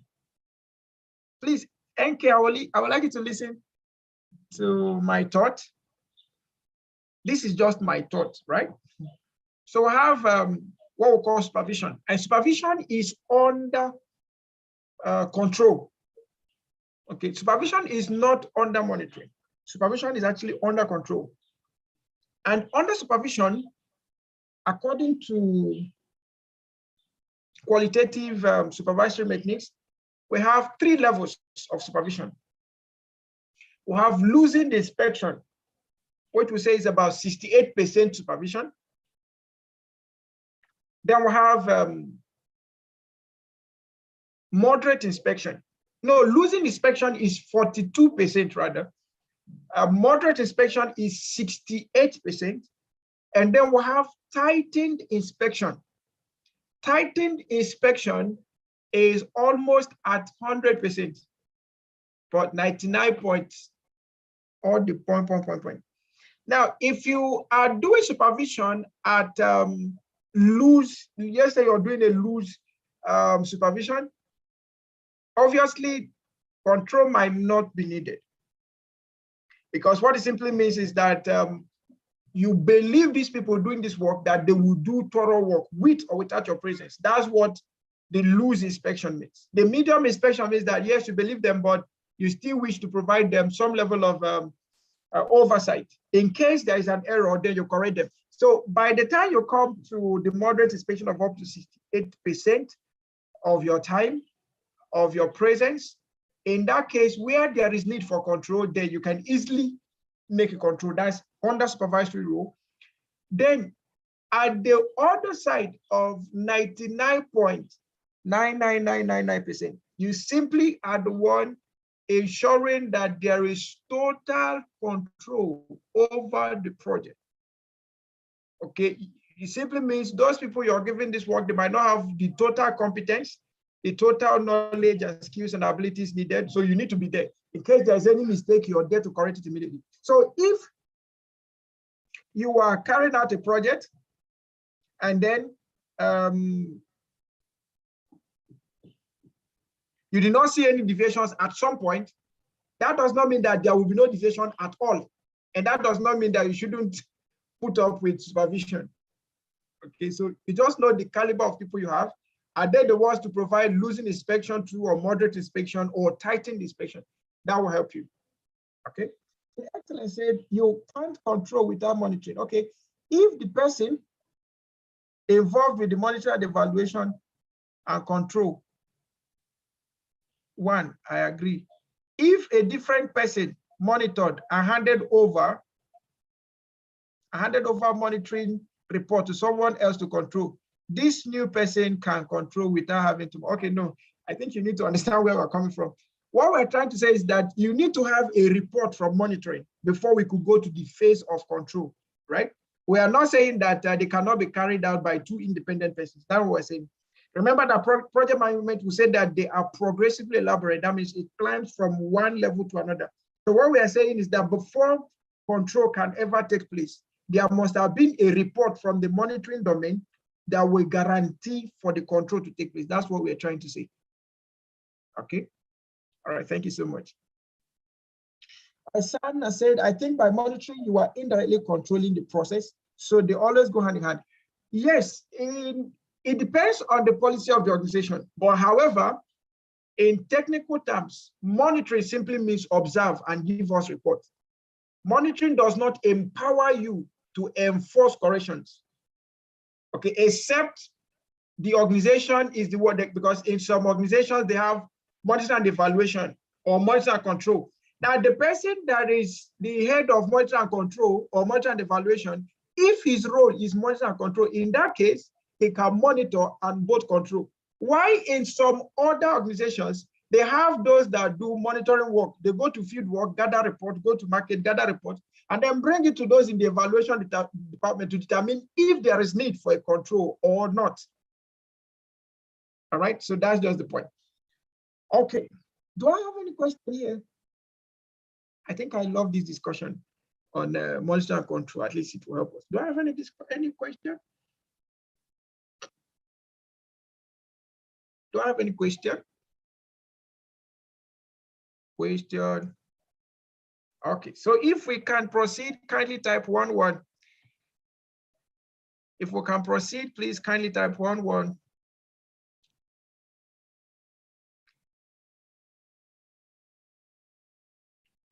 Okay, so we've had a good time. Can we quickly take 30 seconds, stretch out a little, just 30 seconds, and then we'll be back.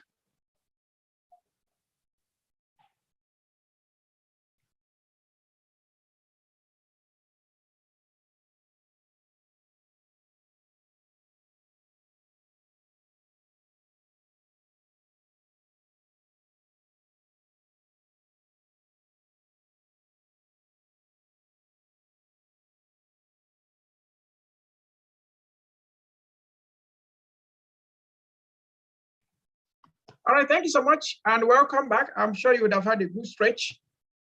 Stand up,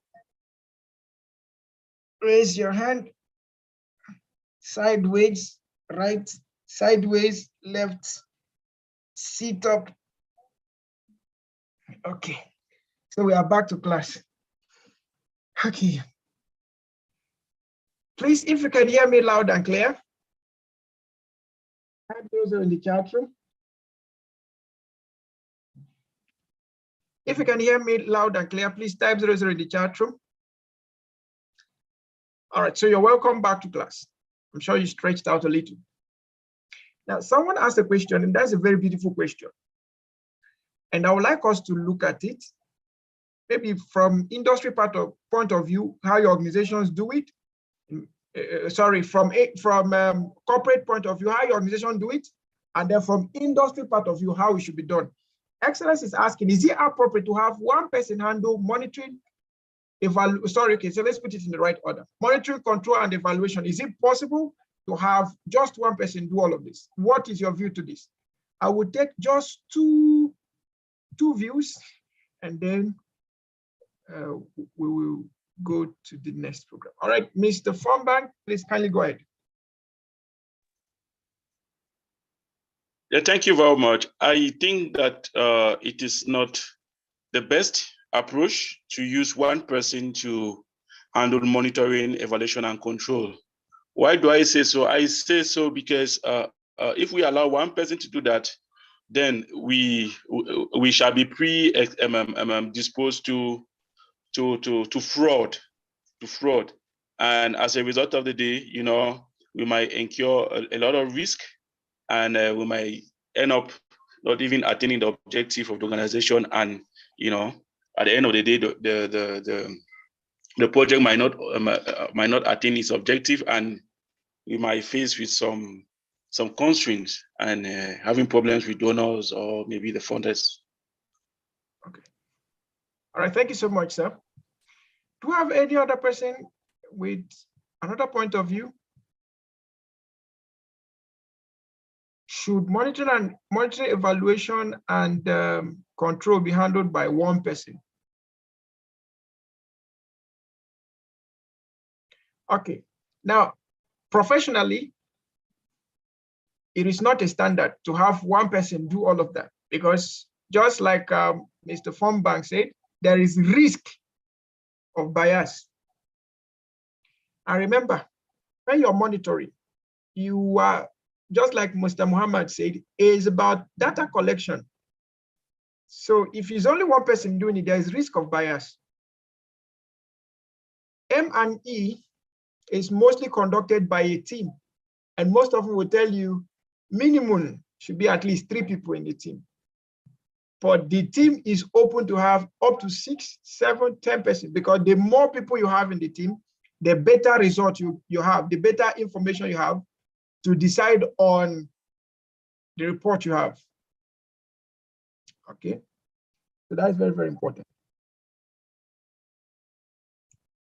Okay, so someone said, you said that monitoring data and hand is over to evaluation with the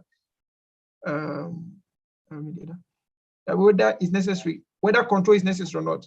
That's why I thought that monitoring, evaluation, and control was right sequence. Okay, okay, it's all right. Thank you. Let's proceed. Whew. We need more people involved in this project. Please, can I have a volunteer to help me read the slide we have on the screen? Can I have a volunteer to help me read out?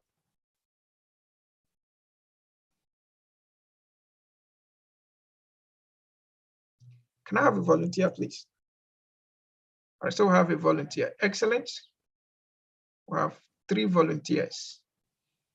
So since excellence is number 1, excellence, please go ahead. A set of skills, a set of specialist knowledge and experience required to reduce project risk and increase its success. Tools, items used to improve the chance of a project succeeding, used as a means to achieving a result. Process, series of actions bringing about a result, includes various management processes and techniques. All right, thank you so much. You know, in this course and in the practice of project management, we get to hear these things often and on: skills, tools, project processes, management processes, tools and techniques, skills, competencies, and all of that. I'm even sure that someone in this class might have been asked before, do you have project management competency? Do you have project management skills? And all of that. Okay, so just as said here, we will use these terms as we proceed in this course. Be it at this associate level or at the lead level, we'll see them coming on and on. Now, for the set of skills, is comprised of specialist knowledge and skills from your experience. Then you have a suite of tools like planning software, modeling software, registers, checklists, review forms. In this class, we have a whole lot of templates to work with, okay? And that will be good for you to use. Tools for modeling, tools for budgeting, tools for time, schedule development, and all of that. We use Excel templates. Please note, we will use Excel template, not that we are going to use Excel. We'll give you the templates that have already been developed. Then you can use them in developing your plans, developing your schedule, developing your budget, and all of that. Then we'll have the project management processes like the time management, cost management, quality management, risk management, scope management, and all whatnot. Okay. Now, in summary, project management is all about the application of skills, tools, and management processes for successful execution of a project. So we call that STP, skills, tools, and management processes. Okay. Now, quickly, before we go on break, importance of project management. It helps to meet business objectives. Project management helps to meet business objectives, satisfy stakeholder expectations, be more predictable, increase chances of success, deliver the right products at the right time, and resolve problems and issues. These are some of the importance of project management.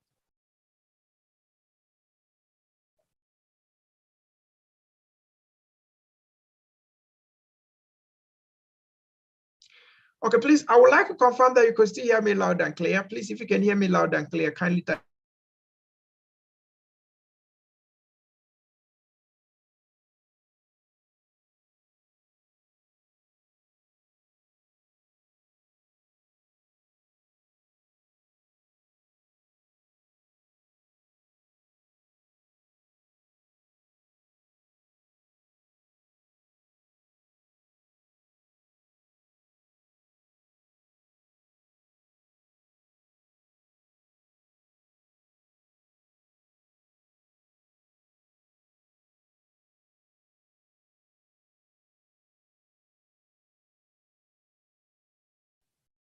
Sincere apologies for that break, technical break. Okay, so we are going to have our break from here. It's 1 o'clock already. So we'll be returning by 3 p.m. Nigerian time. So take the time, enjoy your break. We'll have 2 hours of break. So we'll return by 3 p.m. West African time. So if you're in Ghana, that will be 2 p.m. I don't know about Cameroon. I don't know the time difference. I don't know about other countries. So we'll be returning by 3 p.m. To conclude on today's class. All right. So enjoy your break. Okay, Cameroon is the same hour as Nigeria. Oh, that's lovely. Okay, 2 hours for Liberia, I guess. Okay. All right, so thank you so much and do have a wonderful time. Please, on the second class, we'll be taking our attendance. Please make sure you take your attendance. Okay, for Gambia is 2 p.m. For Ghana is 2 p.m. Cameroon is on the same hour. Liberia said 2 hours. So I don't know whether it's 2 hours ahead or 2 hours below. And okay, so we will be having our final session today by 3 p.m.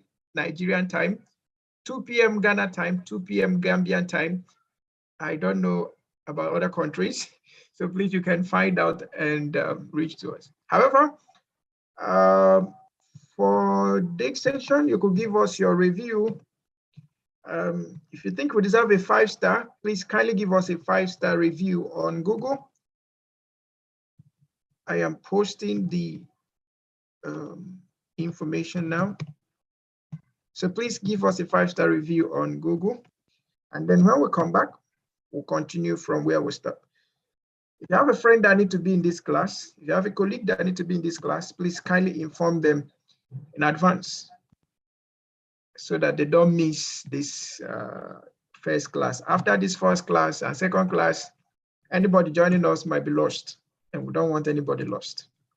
Kindly give us a 5-star review on Google, and we'll be back by 3 p.m. West African time. Someone said, I just got across to the class. Okay, so Jenny will be resuming our class by 3 p.m. Nigerian time. So kindly join us by then to continue our discussion, please. And for all of the comments, thank you so much. I appreciate your comment. And also, if you will want to join me on LinkedIn, please feel free to join me. My name is Ebru Chibanito. So you could search for Ebru Chibanito on LinkedIn, or you could use this link that I'm providing. linkedin.com/in/Ebru Chibanito. So you'll find me on LinkedIn.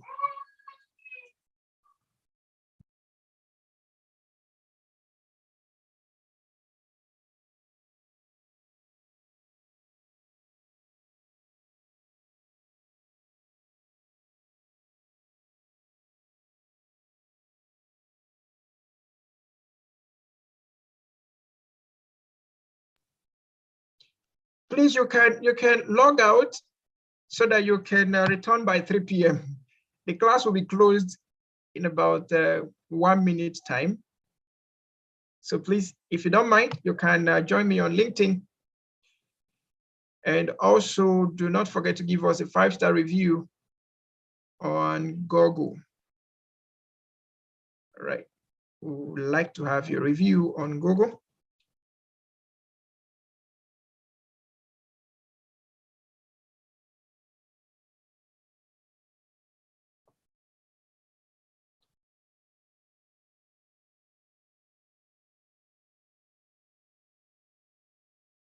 All right, thank you so much.